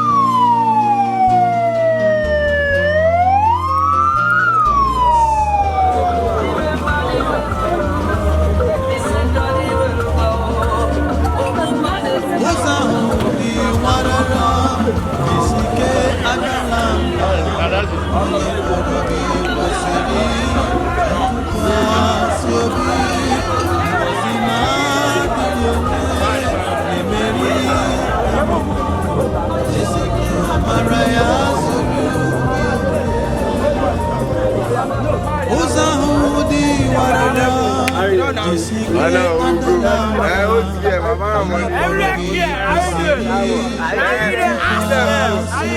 mba ngozi na-adịrị onye na-emeri emeri jisike amara ya zuru gị oke akwa adịghị Suda adịghị nsogbu adịghị na alaeze nke nna m bụ alaeze Chukwu akwa adịghị Suda adịghị nsogbu adịghị na alaeze Chukwu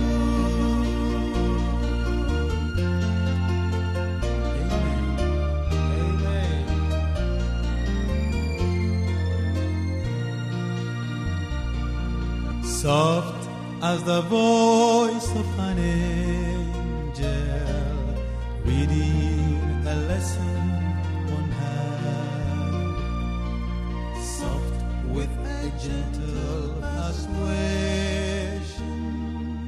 whispers are comforting.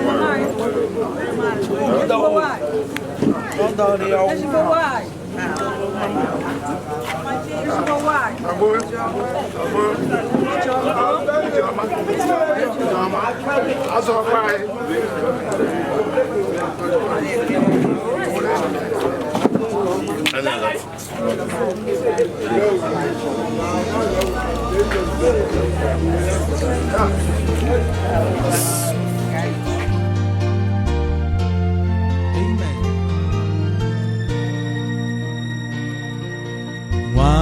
na-arịọ ka olu kemozi na-ekupụta ihe mmụta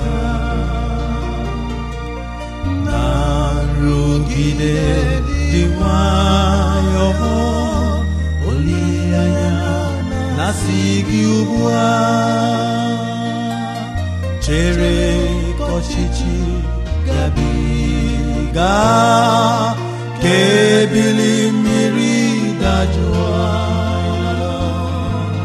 nwere olileanya echiọma, anwụ gawa mgbe oke mmiri zọsiri. Ezi olileanya anyị na-asị gị nnọọ, ị na-eme ka obi m site na mwụta ṅụrịa.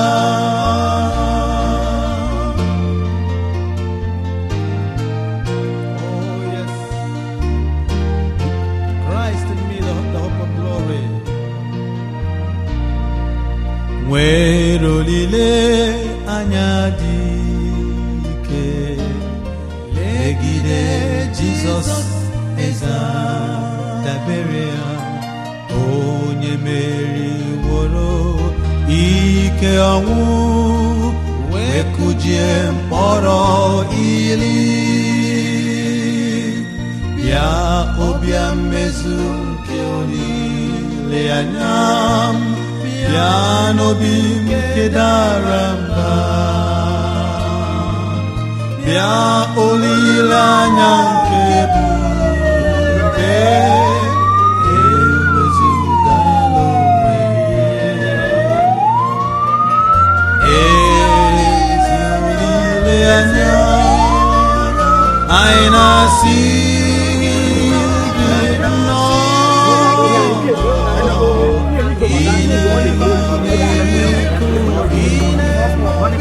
Sitana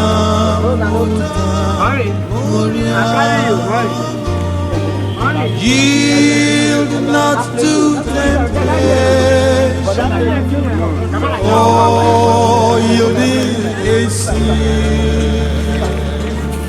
Each victory will help you, some other to win. Five men fully onward, dark passions subdue. Look ever to Jesus, He will carry you. Ni na Jehova abụ mama m bụ onye a na-emebere ya tata.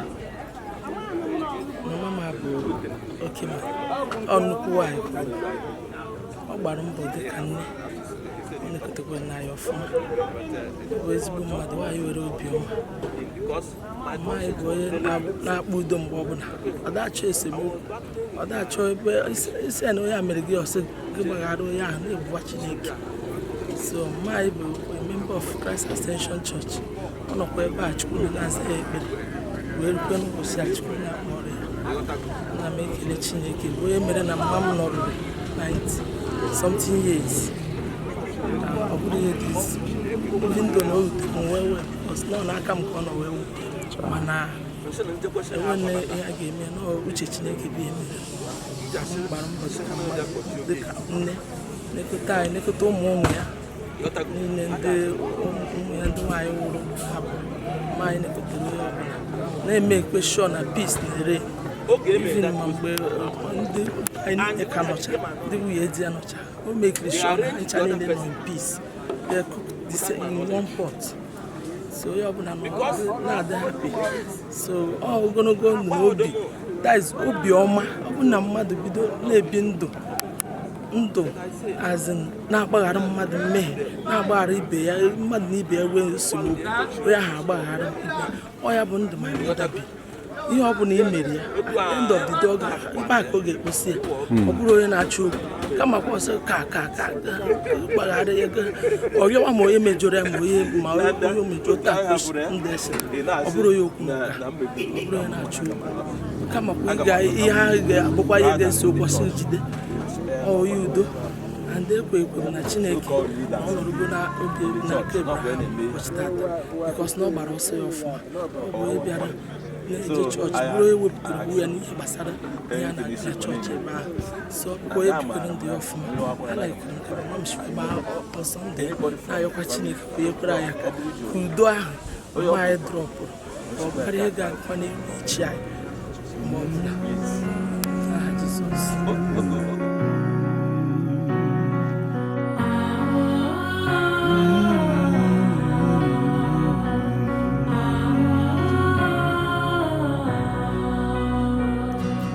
Patiently waiting for the time when you take me to the place where I belong, God. Where it all started, where the angels sing in tongues. Ashana makobele pero siva, hala marasati karose, endlessly waiting, patiently waiting for the day you come and take us home, Lord. Earnestly waiting, desperately waiting for my groom, the one who loves me dearly. Heaven at last, heaven at last, heaven at last, heaven at last, heaven at last, that's what we will sing all night. Heaven at last, heaven at last. Ndewo iso n'ofu nwa ma ọmịa ya onye na-akwanyere ugwu n'ụbọchị taa daalụ anyị na-asị gị ka ị kara obi n'ihi ọnwụ mama anyị Rebecca asị gị kọwaa maka ma ọmịa ya kedu ụdị mmadụ ọ dị gị ka ọ bụ mgbe ọ nọ ndụ mama anyị bụ since ọ mụrụ m mfụtara ọ bụ ezigbo mmadụ ọsọ ezigbo nwaanyị na-ihe mmadụ ndụmọdụ so and na ọ bụghị onye na-agba iche ọ na-achị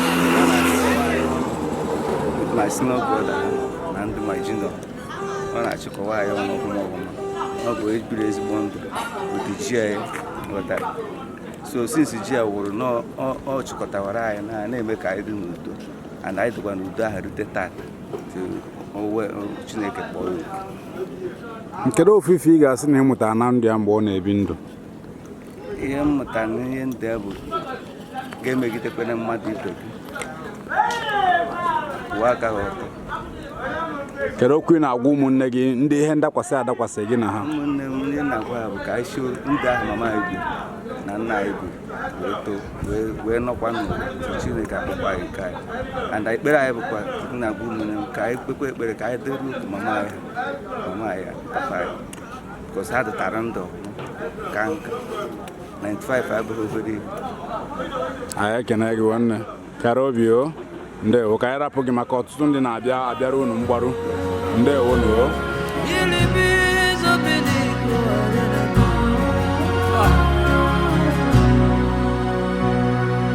Patient waiting for the time when you take me to the place where I belong, where it all started, where the angels singing melody, hallelujah, hallelujah. Earnestly waiting, patiently waiting for the day you come and take us home.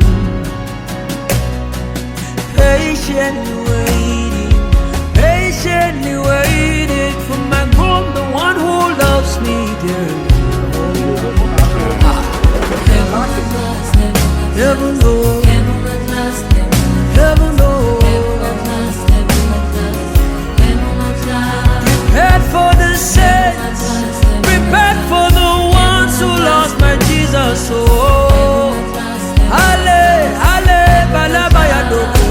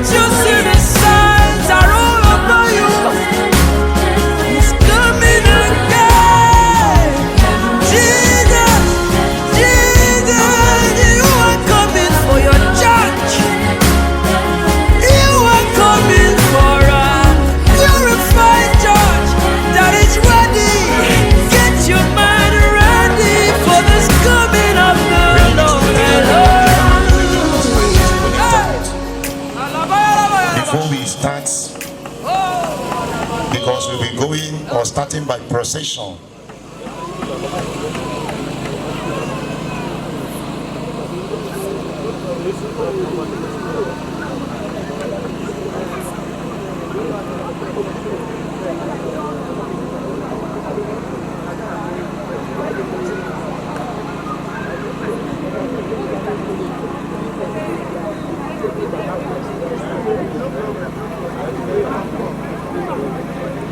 All right. Give God in our Jesus. All right, shall we pray? Father, in Jesus' name, Lord, we bless your name once more again. We give you glory for the privilege to converge in this service. We say all glory be given to you in Jesus' name. Lord, we ask that in this service that Jesus be glorified. In the name of God the Father, and of the Son, and of the Holy Spirit. All right, without wasting time, I name Inspector Dinaka. He may pay the casket for procession. Rebecca Nyanki Mazogabu, the immediate family. Di Mama Moro.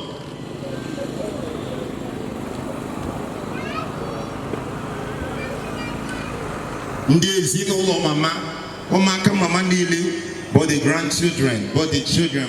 Hagi Jili Mama Nyanki Mazo. Digana Gasin Dioko. In-laws. Gabundi also. Guess Supanazo. Hajele Mama Nyanki Bazo. Come on, Manile, please. Digana Agacha. Ainelanya. Ndiogo. Ndiogo. Ndimoro Mamai. Mandimoro Mama Pico is another opportunity given to you to say farewell to your sister, to your daughter, Mama Rebecca. Ndi ogo, ndi na noma, ndi bera bata ogo na esinolo Mama here on stage.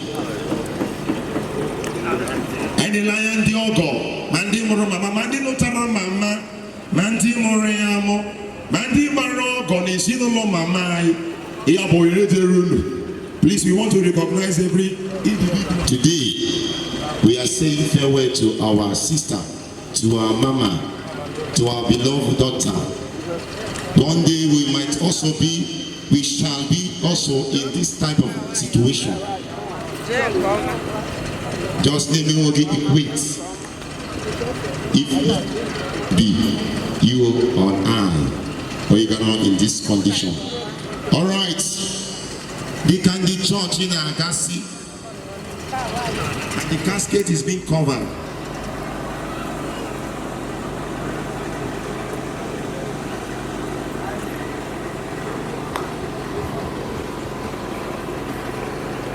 Shall we pray? In the name of Jesus Christ. Eternal Rock of Ages, we give you praise. Because it has pleased you to call your daughter at this time.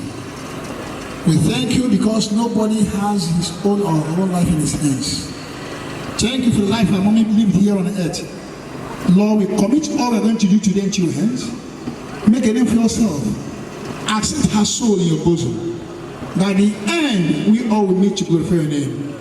This we ask through Christ our Lord.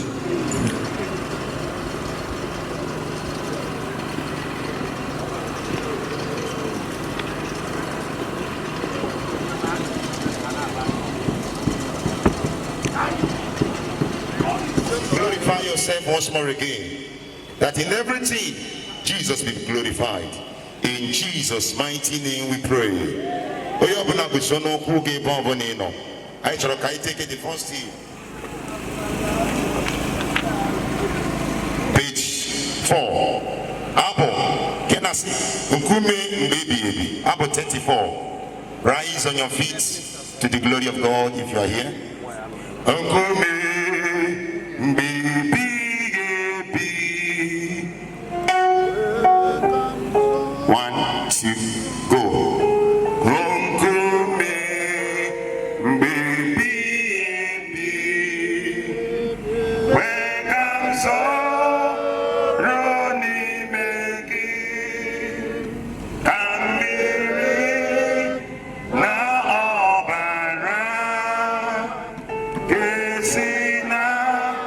akoko ebota oroi yesachanjo sabota nikeke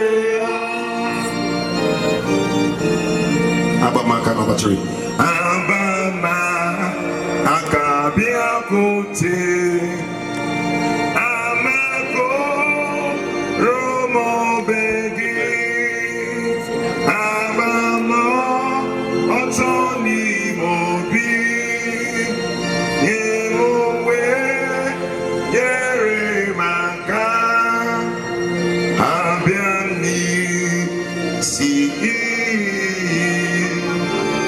onyenso botan sacha welcome so rolling me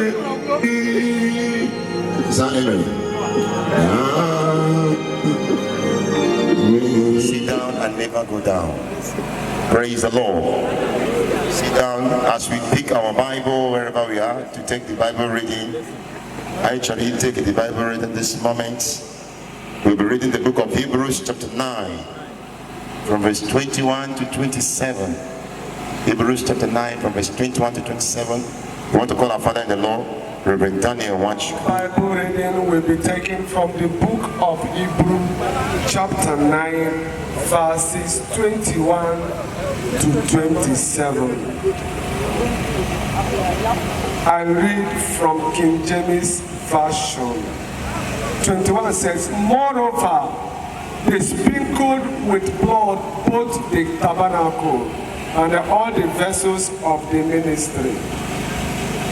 And almost all things are by the law purged with blood, and without shedding of blood is no remission. It was therefore necessary that the patterns of things in the heaven should be purified with days, but the heavenly things themselves with better sacrifices than days.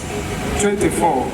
For Christ is not entered into the holy places made with hands, which are the figures of the true, but into heaven itself, now to appear in the presence of God for us. 25. Not yet that he should offer himself often as the highest priest entereth unto the holy place every year with blood of others. For then must he often have suffered since the foundation of the world. But now once in the end of the world, as he appeared to put away sin by the sacrifice of himself. 27, the last said, and as it is appointed unto men to die, but after this judgment. Take verse 27 again. As it is appointed unto men once to die, but after this judgment. May God bless his word in Jesus' name. May God bless his word in Jesus' name. Let's open our mouth and recognize God. May the Lord bless his word in Jesus' name. Wonderful. That's good. Chineke gozia in Jesus. All right, we're proceeding. I take for the funeral oration. Let's know and hear the last spent of our mother Rebecca. I shall kai nabatandi sinono.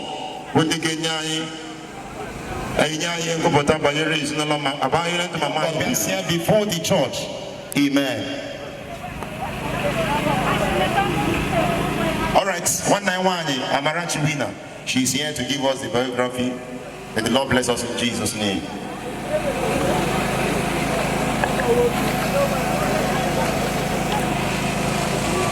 The biography of late Mrs. Rebecca Orejime Ogunnaji.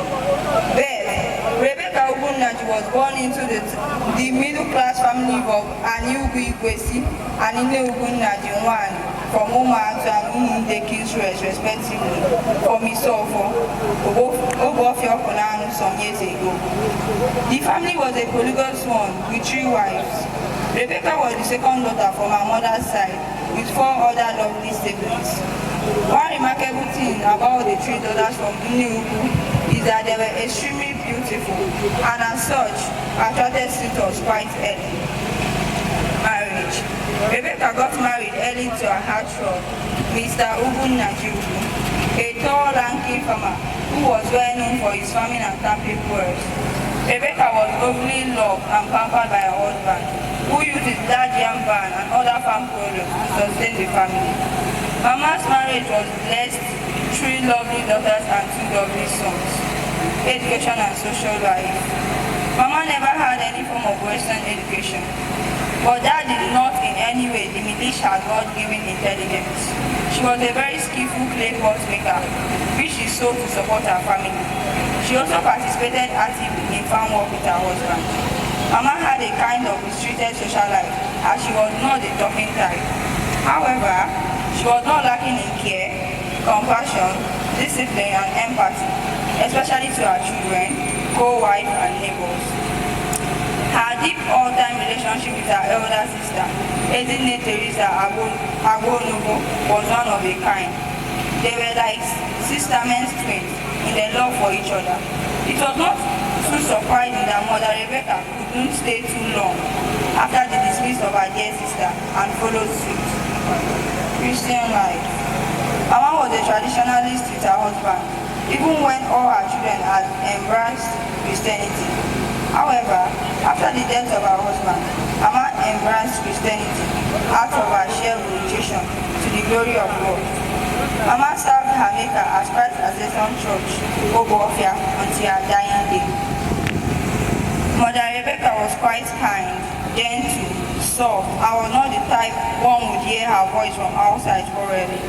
She was so tender-hearted that at the slightest provocation, tears filled her eyes. Mama died peacefully at a good old age. She was survived by Mr. Sonny Ugun, Mr. Augustine O.Z. Ugun, Mrs. Ngozi Oyenne, Nne Ugun, 19 grandchildren, 25 great-grandchildren, daughters-in-law, son-in-law, and other members of the family. May Mama's gentle soul continue to rest in the comfort of her Maker. Adiyori Echimi, then come Eziwayo, rest well, Mother Rebecca, signed Sonny Ugun for the family.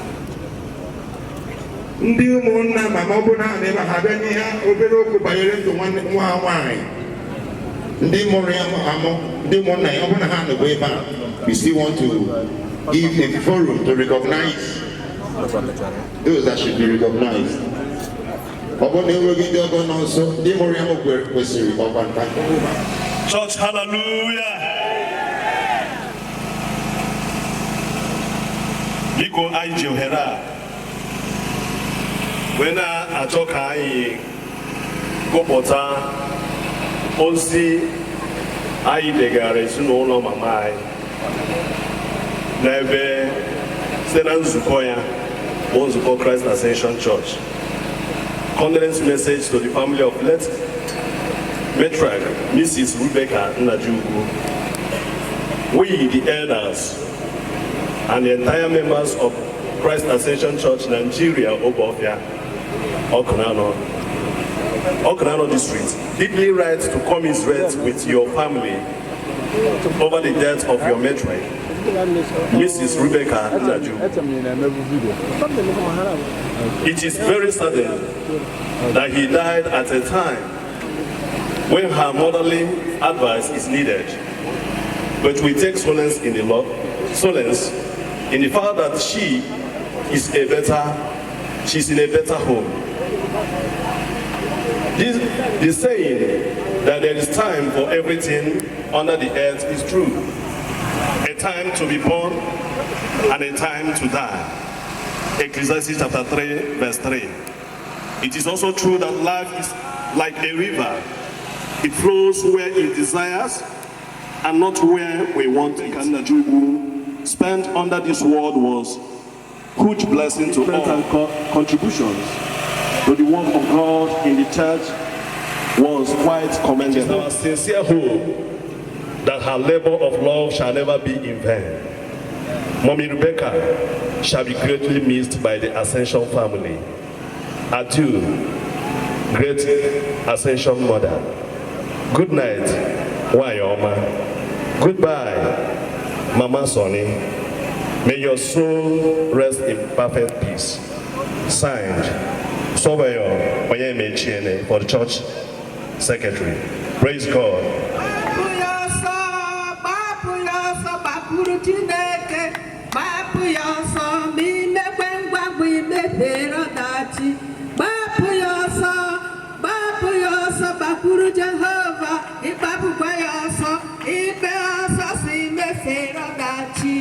Praise the Lord. Hallelujah. Anyị na Rebecca Nnachukwu Chineke nyere anyị amara n'ebe nwaanyị ahụ nọ. Anyị na-agbakọrọ ọsọ n'igwe nke ọma dịka ike anyị na Rebecca Nnachukwu bụ onye bata na Ascension Church mgbe o ji wee bata. Nwaanyị a ọ bụ onye obi ya dị mma n'ịgbasa okwu nke Chineke. Izi ndoma hai Benedict Ana Benedict Mereka. Hallelujah. Nwaanyị a gbara mba nke ọma.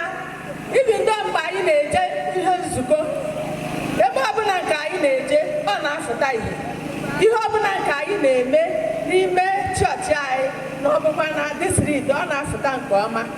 Ka Chineke were ọnọdụ n'aha Jizọs. Mgbe anyị na-aga n'iru nwaanyị a ruru ihe ọbụla nke anyị na-eme ọ na-eme, mana mgbe ahụ ọkụ bịara ya sutuo ya ọ bụ eji ike iso anyị na-aga, mana anyị na-ahụta okwu ya hụtakwa eke ya. Haleluya. Ọ na-agba mba nke ọma. Chineke kwagidere o wee soro anyị ruo n'oge o ji wee hapụ.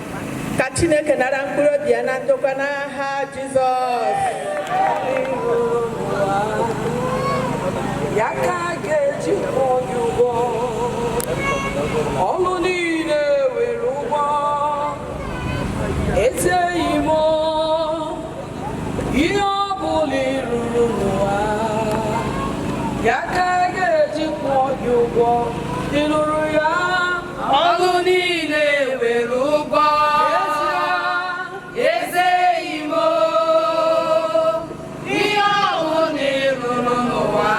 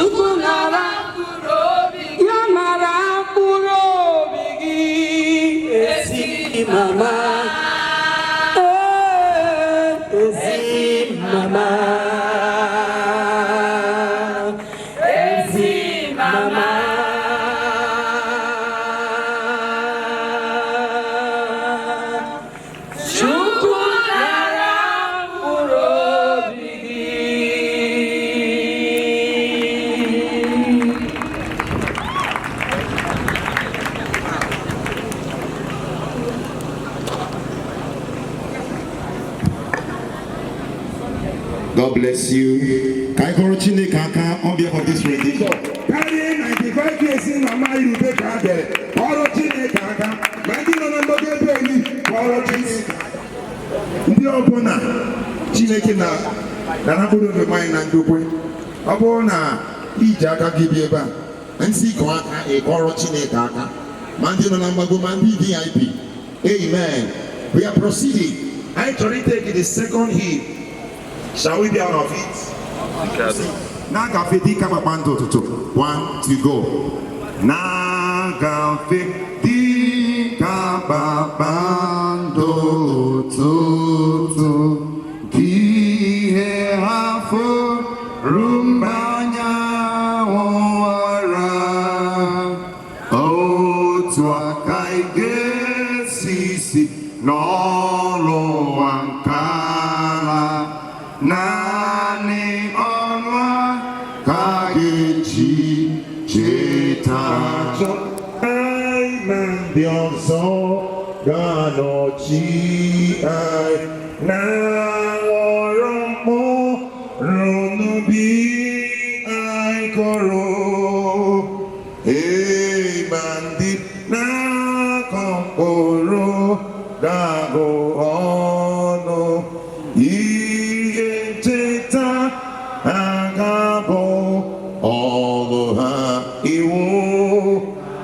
Ni olwa ni olwa ni olwa gageji cheta o twakaike sisi no roankana nani olwa gageji cheta. Jesus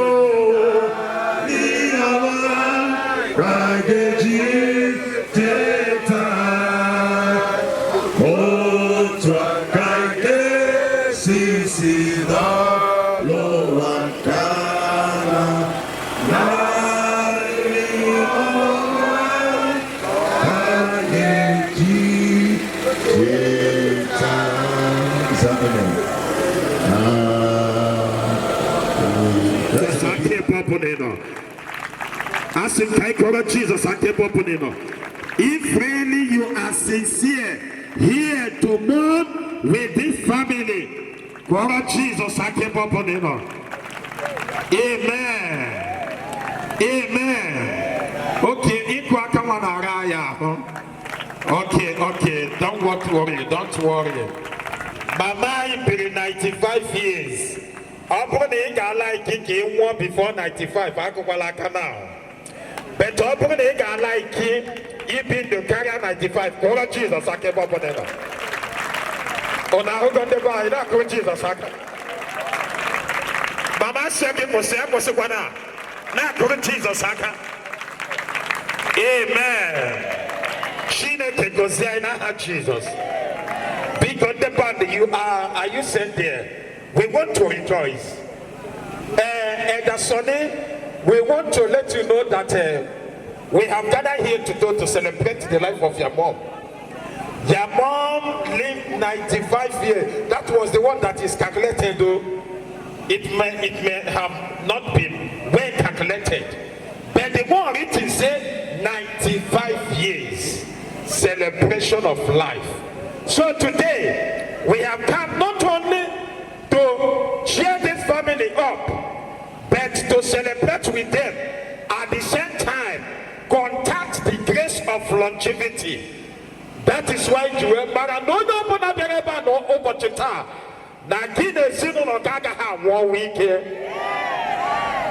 I didn't hear a better amen.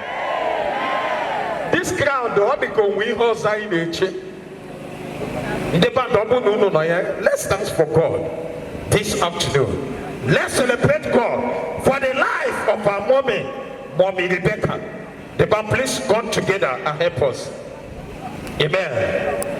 And in the blessed memory of my beloved brother, senior colleague, late Reverend Weke, he will always say, almost in any baby, ilezi wo wekaya. Almost in any baby, ilezi wo wekaya. Oh, your pona gasa, ajujo weya. Oh, your pona gasa, ajujo weya. Ilezi wo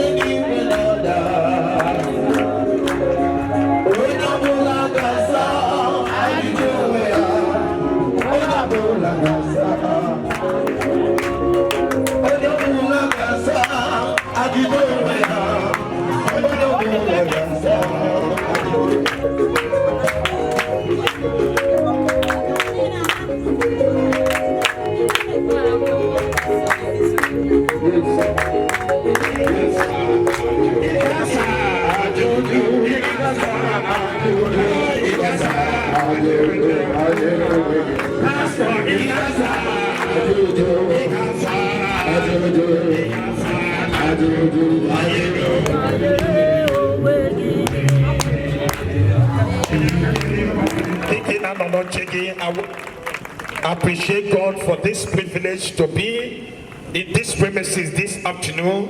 I want to thank God for the journey mercies that He has granted to all of us. This ebedianya, debesebedin so, shineke durainine, wedurta ino giga, inonyerezino na no poteta, adme tenendo kochukunine, deneba this afternoon. Yeah, it is in accordance with the instruction of Jesus in the Bible that when our brother is rejoicing, that we should rejoice with them. When they are mourning, that we should join them and, have been that season of grief. That's why we are here, to mourn with this family. I want to thank my father.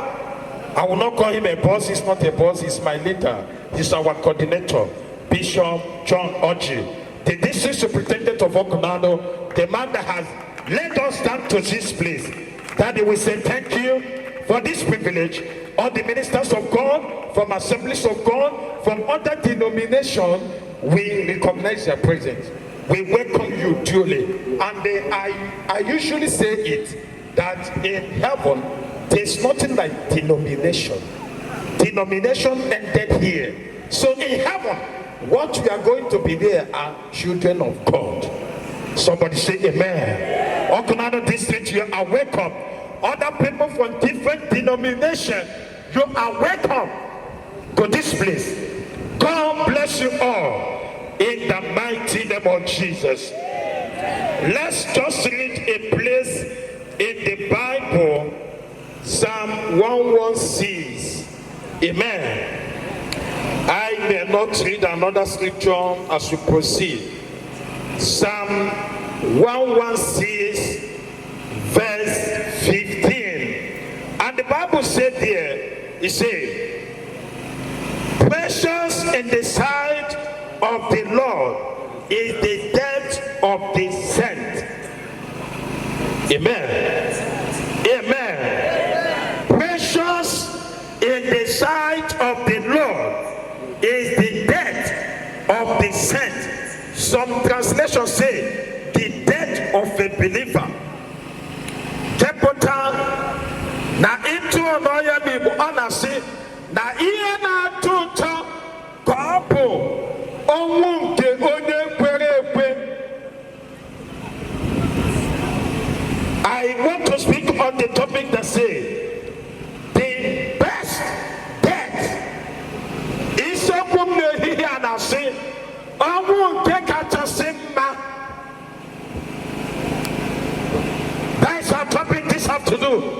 ọnwụ nke kachasị mma. They can pronounce the topic. Some people are already in their heart beginning to argue. Pastor that in the first place there is nothing like good about death. Now, the best form of death. So many people are beginning to think about it. How could death be best? Few days ago, that was last week. Yes, last week, a young man woke up in the morning and went for a burial ceremony.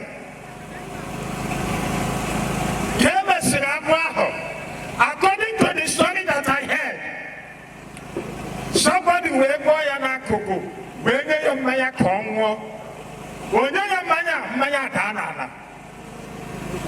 The young man is not sensitive to the plight of the Holy Spirit. How can you be sensitive when you are not a child of God?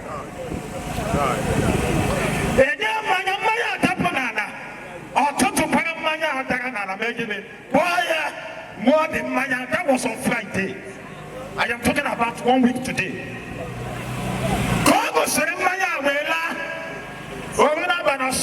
No way he had not got there enough for. No way he had not got there enough for. They get us some medication. On Saturday, it was not getting better.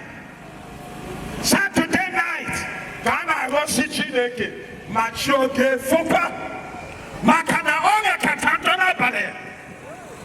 And I was Chineke, Joge Metafo, Agoya Keke Kaosi, now friend I don't want to Keke.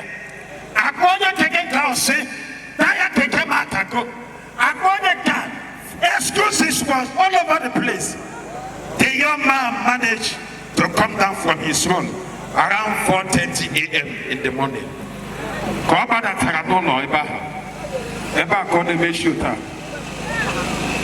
That was the end. I am telling you, last week. Come on again.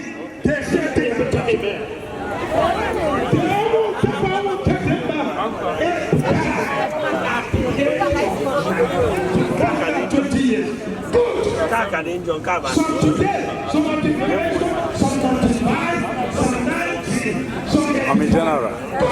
Is it okay? That is what we are asking God for. And I want to pray for everybody here this afternoon. We want to get your problem.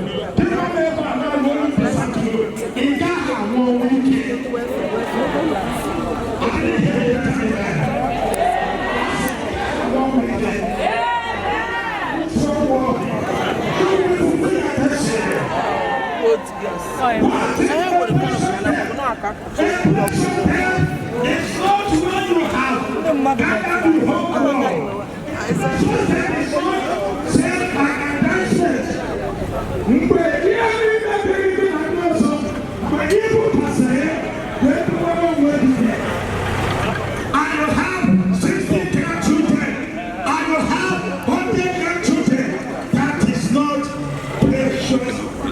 For 150 years, I'm going to present that. God is it's not when I have bad horses and take what you get here. As I want to drop this microphone, what is precious death? Precious death.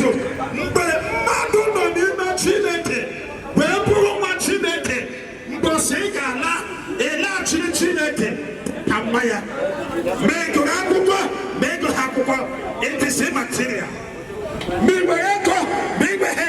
It is immaterial. Get out, Jesus. It is the precious death. If you have the grace to live 100 years, it is joy in heaven over a sinner that repented from his evil way and come back to Lord.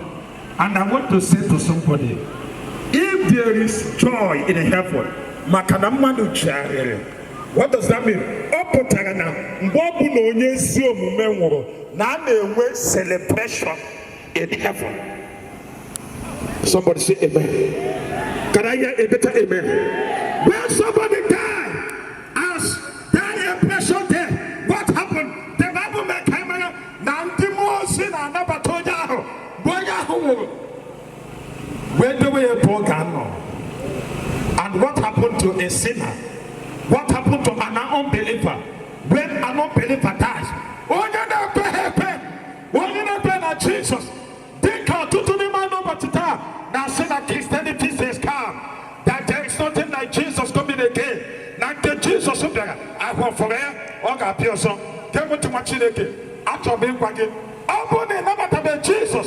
They go you when you know your support again. Get back in with her. Mark, go ahead, Makara, Nambi, the master. Somebody say amen.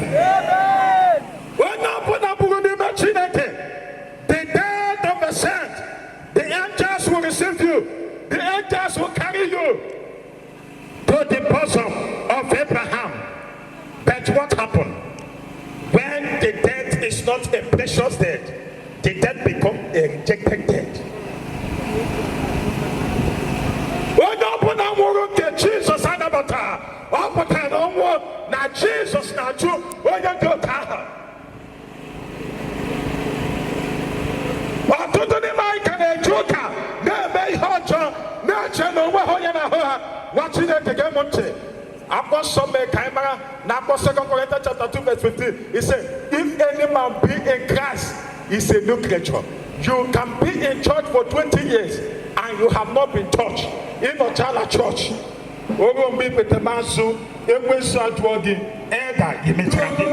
back from that evil way.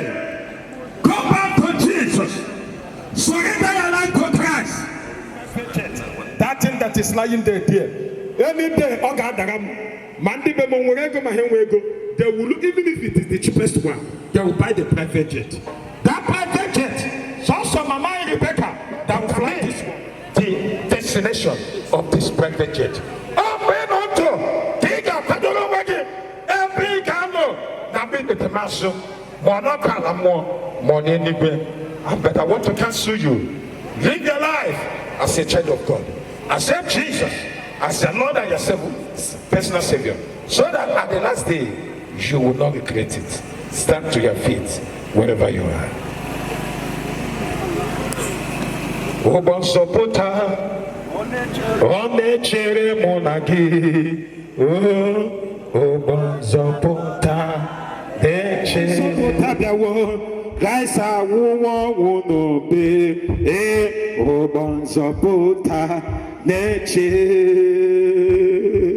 Onye nsọpụta bịawo Kraịsta nwụọ n'obe ụgbọ nsọpụta na-eche nwanne m mee ngwa ka isoro mee ngwa ka isoro ya ugbu ụgbọ nsọpụta na-eche. Our Father and our God, we worship you. We give you the praise, immortal and invisible, unchangeable, changer remains your name. The lily of the valley, who is like unto thee, glorious in holiness. You are mighty God. You are everlasting King, the one that reigneth forever. Jeremiah chapter number 10 says that you are the only true God, the ever-living God, Father that reigns forever. We want to bow before your supremacy. Remind us that one day we will light just like our mother light today. But we ask, oh God, coming before you, oh God, holding by the horns of the altar of Jesus Christ, pleading that we have sinned against you. We have been right in many ways. We have gone our own ways. We have chosen our own ways. We have even disappointed our conscience and the word of God. But by the power in the word of God today, he said it is appointed once that a man will die, and after that death follows. Holy Spirit divine, we now, oh God, spiritually, physically, lying, oh God, prostrate before your altar of grace. Ask for mercy in the name of Jesus Christ. Have leniency in the name of Jesus Christ. Father, prepare our soul And the angels of the Lord, Father, will receive us and not reject us in the name of Jesus Christ. We cover your servant that you use today with the blood of Jesus. We declare that on that faithful day, angels will welcome him in the name of Jesus Christ.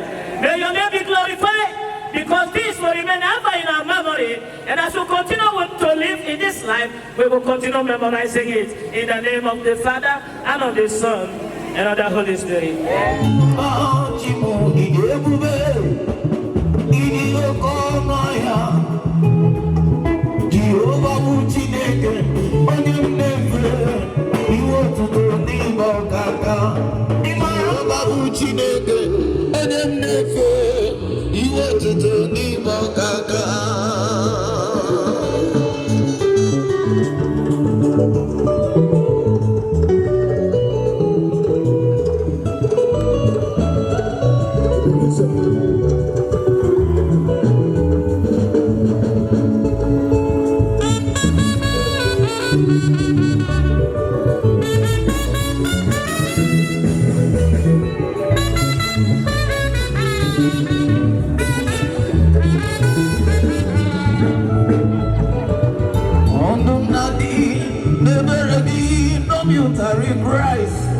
Aroma di wike, Jehovah Buchineke, onye mmefe, iwe otuto n'ime ọkaka. Jehovah Buchineke, onye mmefe, iwe otuto n'ime ọkaka. Nice.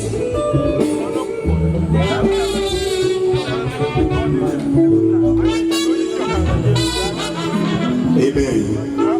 Look at the band is still on stage. They will give us a danceable rendition. My pastor's not here. Praise the Lord. All right. Amen. Because the ascension, before the family, we go back.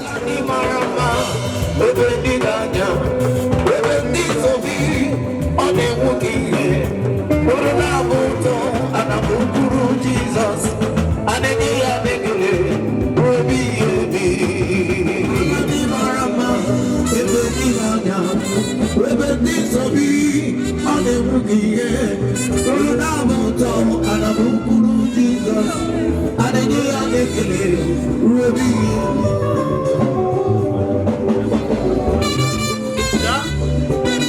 and friends of the family, friends of the family. What am I saying?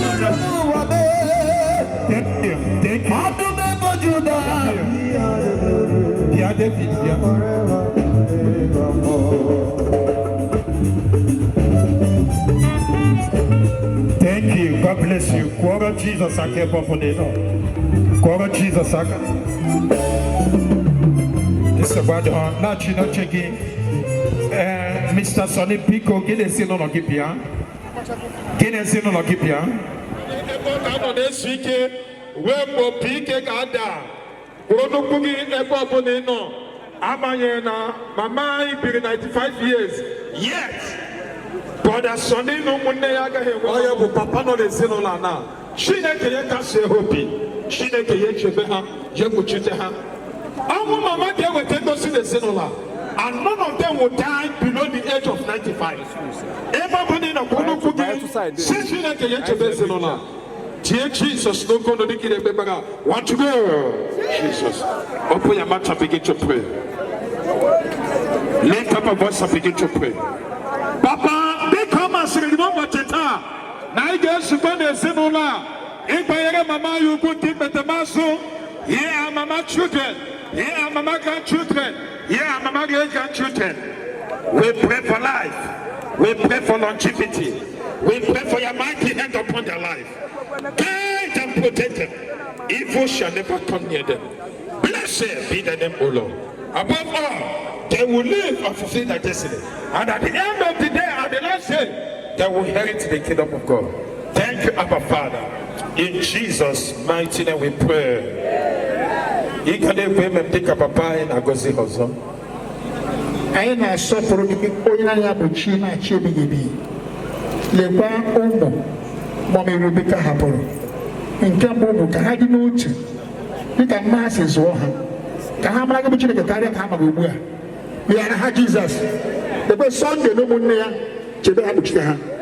Papa ihe mma na mewu ha ga mewu ya. Ha ga me cafe. Ụmụ ha ga-eme ya, ụmụ ga-eme ya. Ka ọ dị na ha Jesus. Anya gosi unu Sunday gị na ụmụ gị. Gị na ụmụnne gị anyị gbadu n'ime ọba Jesus Christ. Ihe ọjọọ ga-ahụ unu. Ya dị na mma. Na Jesus onye nwanyị. I'm sorry na bedala anyị na bịa ngwa ngwa. Sunday gị na ụmụnne gị ụnọ nwa nke ọma. Na mụ nọ n'ime Chineke nwụọ. Onye uru dị n'ime ya. Ụnụ hapụrụ Chineke. God bless you. Depe ihe wetere n'onyinye. God bless you. I chọrọ ka ihe ya debe nọnyere gị. God bless you. Praise the Lord. People now have family. Appreciate and the heading there. Can like a gozu. Munuga na kono na ludo na haji. Amen. Pico Nika Agora in the bag Eliosa, not it a little bit far. The ambulance and the Indegadi responsible for moving into the vehicle should please come here. Before now, let the vehicle that is taking the ministers please for by the family. While we are making this arrangement, we want to use this opportunity to welcome and appreciate our ministers. Madonine Belebai, I welcome Ugono Sunu no Jesus Christ. Joshua Ude, God bless you. All these are pastors from Assemblies of God Church, Gariki 1. Reverend Mrs. Rapture Edward, God bless you. Reverend Justice Edward as well, God bless you. Aina Ekenekwa Mommy Summer Prince, Mommy Favor Obasi, Mommy Miriam Ese, God bless you. And Evangelist Emmanuel Igwe, God bless you. Aina Ekenekwa see our wonderful mommy, Mommy Victoria, Favor in the Chuku.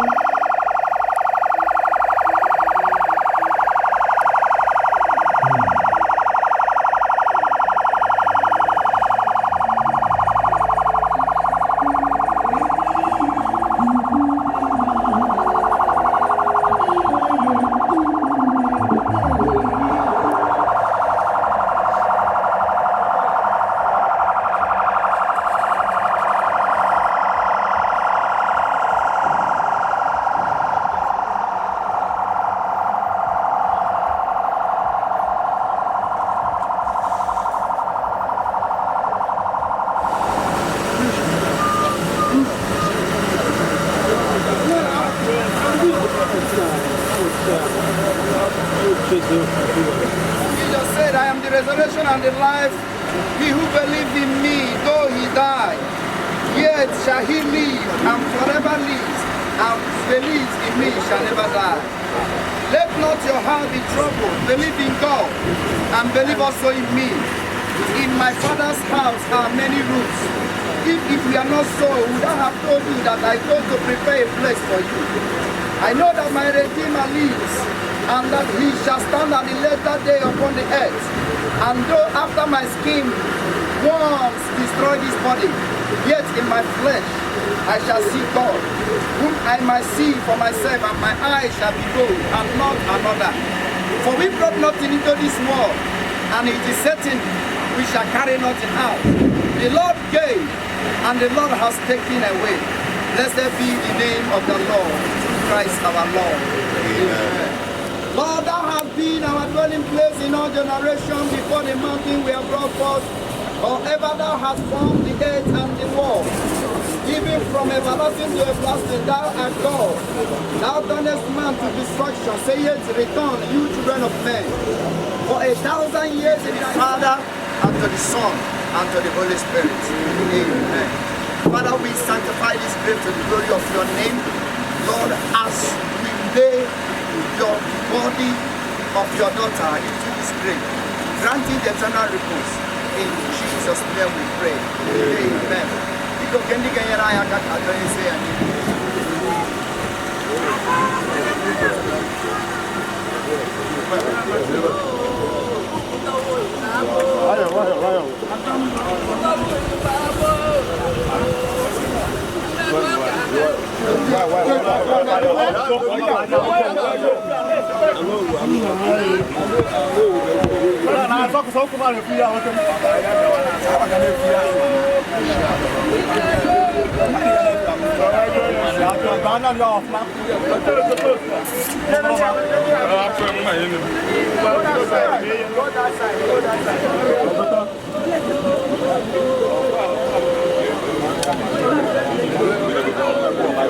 Please the Almighty God in His wise providence to take out this world, the soul of our deceased mother, Rebecca Ugunnaji.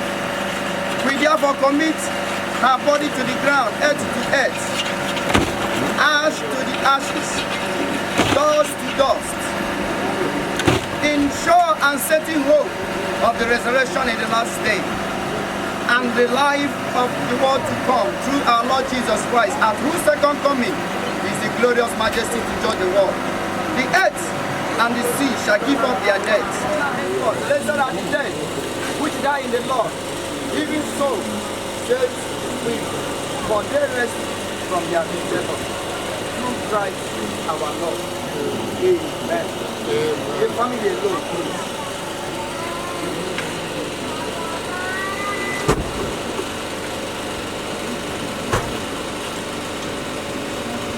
Next, from the family. What's it?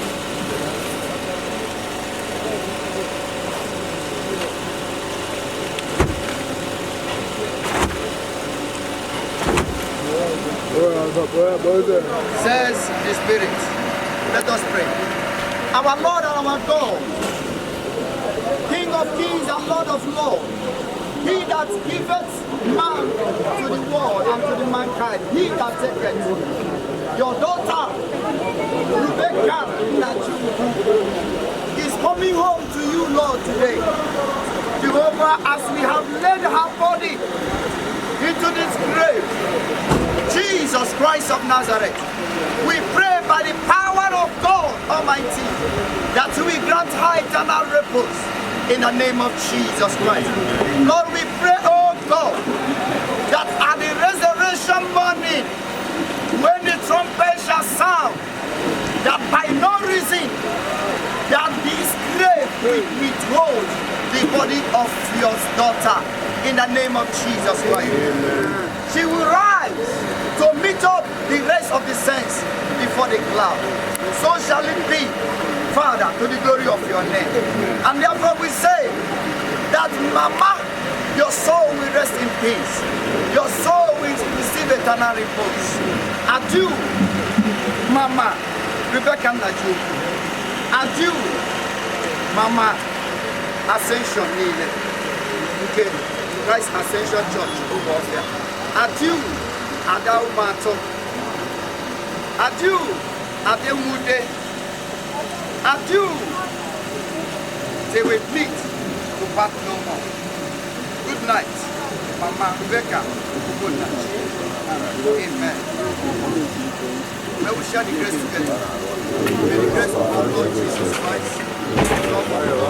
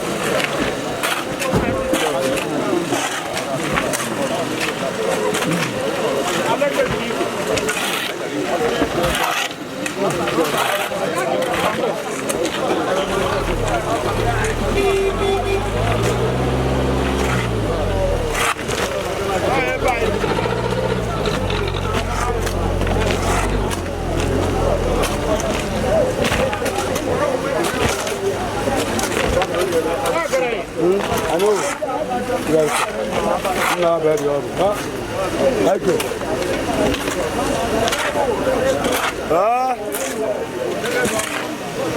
You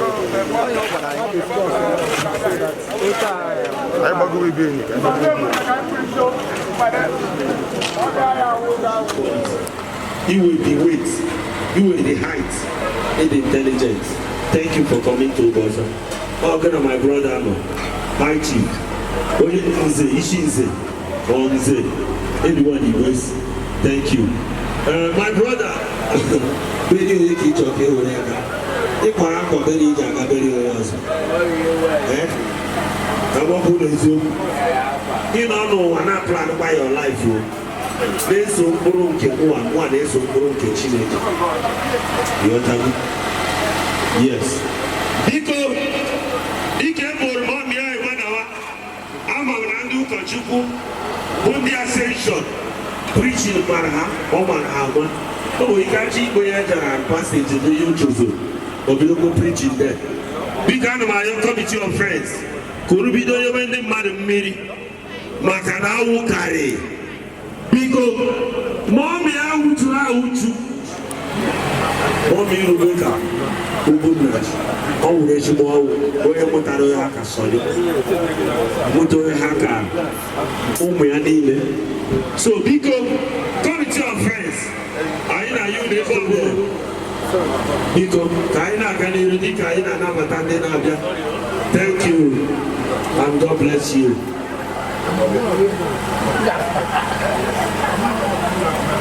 Excellence. Because not to okay. Ni amangu women. Ni amangu women. You got to watch with music. Yes.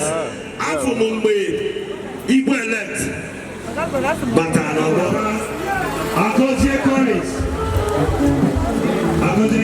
thank you. Mighty Kijoki, Nadi.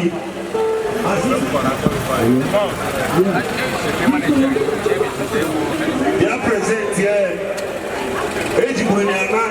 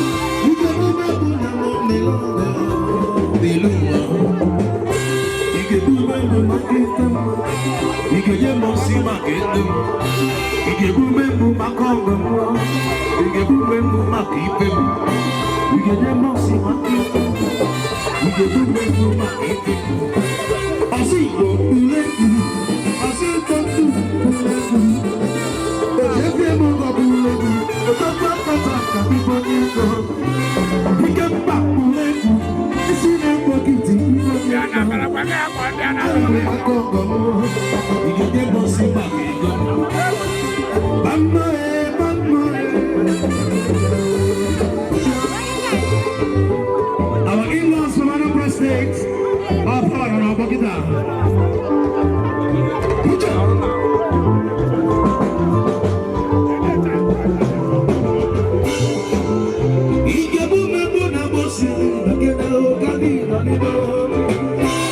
Alright, let's give this number to our in-laws from Anambra State.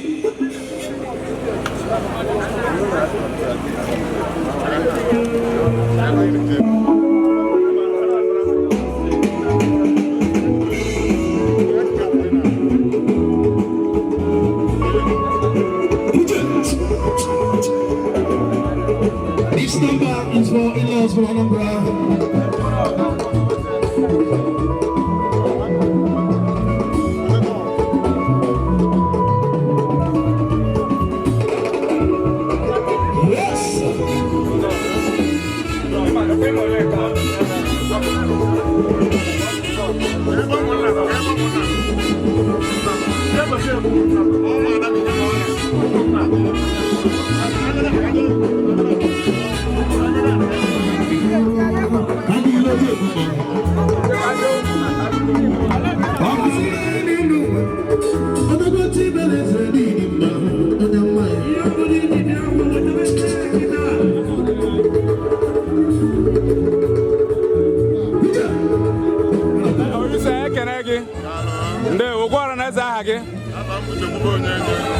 No. No. Kedu iji maka wee bịa mgbaru a?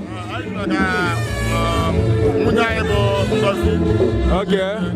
Ada nwaanyị onye a na-eli tata. Okay, no. Ọgọ gị nwaanyị ka a na-eli. Ewo, ndonu o. Kedu okwu ị na-atọgbọrọ ndị bịara mgbaru a?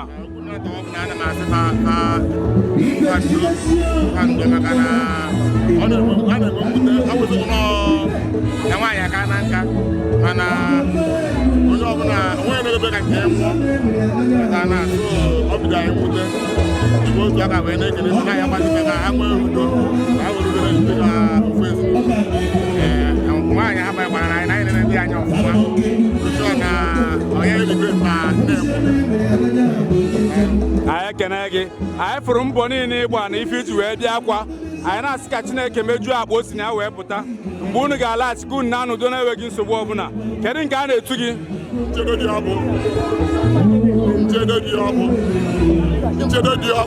Nchedo dị ọkpụ anyị ekene gị ọ ga-agaziri gị ekene gị gwa ọrụ na eze aha gị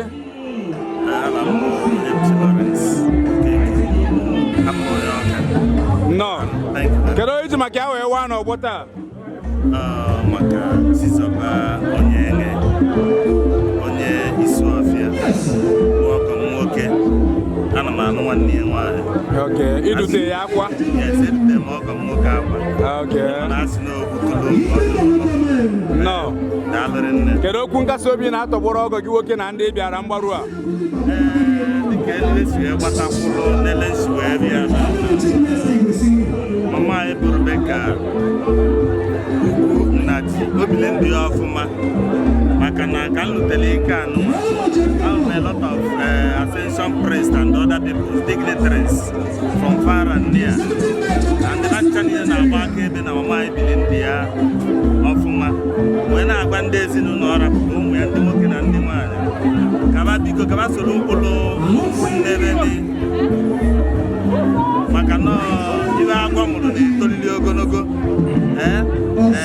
ọya bụ ndụmọdụ na-enyere ndebe bili ndị ọfụma kaba emuletie ndị ndebe bili that's all. anyị ekene gị kedu nke a na-etu gị chief aba mbọ nọ na mkpume honorable anyị ekene gị anyị fụrụ ife iji ego wee pịa ụtarị n'ọgbọ wee na-asị nke gị ga-emerụ gị na ndụ mgbe ị ga-akpọ oku ndị mmadụ ga-aza gị oku mgbe unu ga-ana ka ị na-anọdụ na-enweghị nsogbu ọbụla ya gaziere gị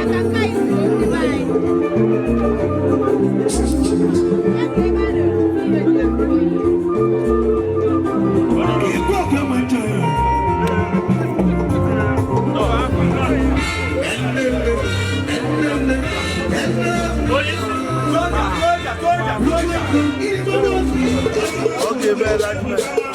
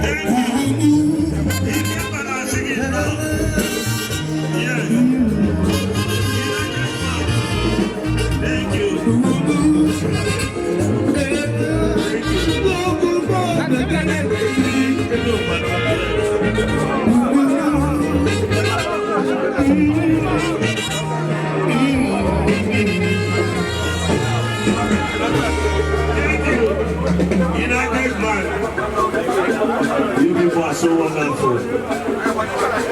Oh, we are in the Beria, Iki, in the powerhouse.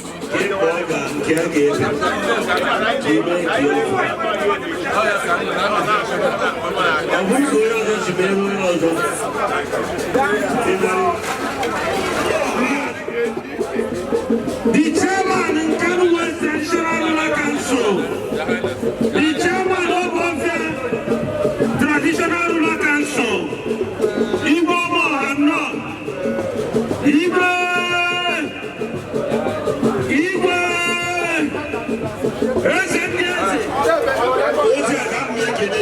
Thank you so much, and God bless you. Don't give blood, no monkey, why can't you? Yes, the last thing, over Team Anonozara.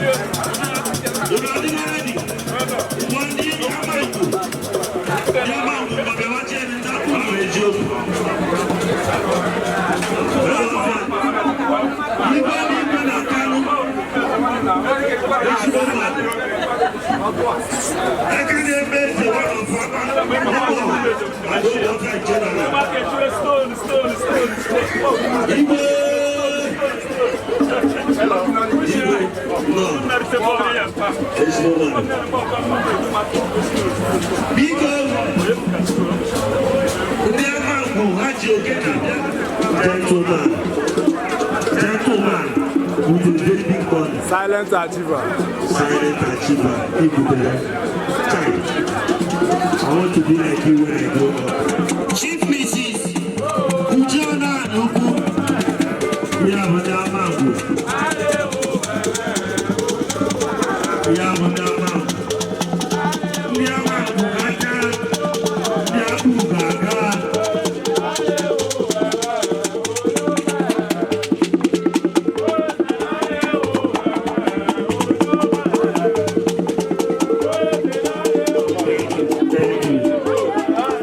Yes.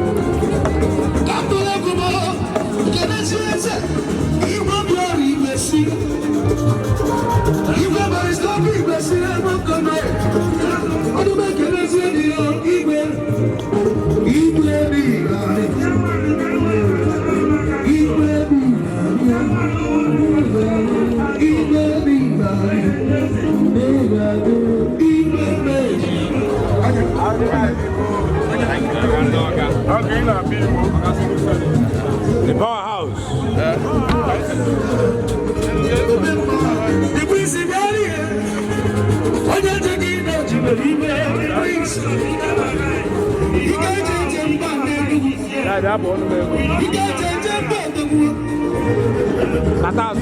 Natasu.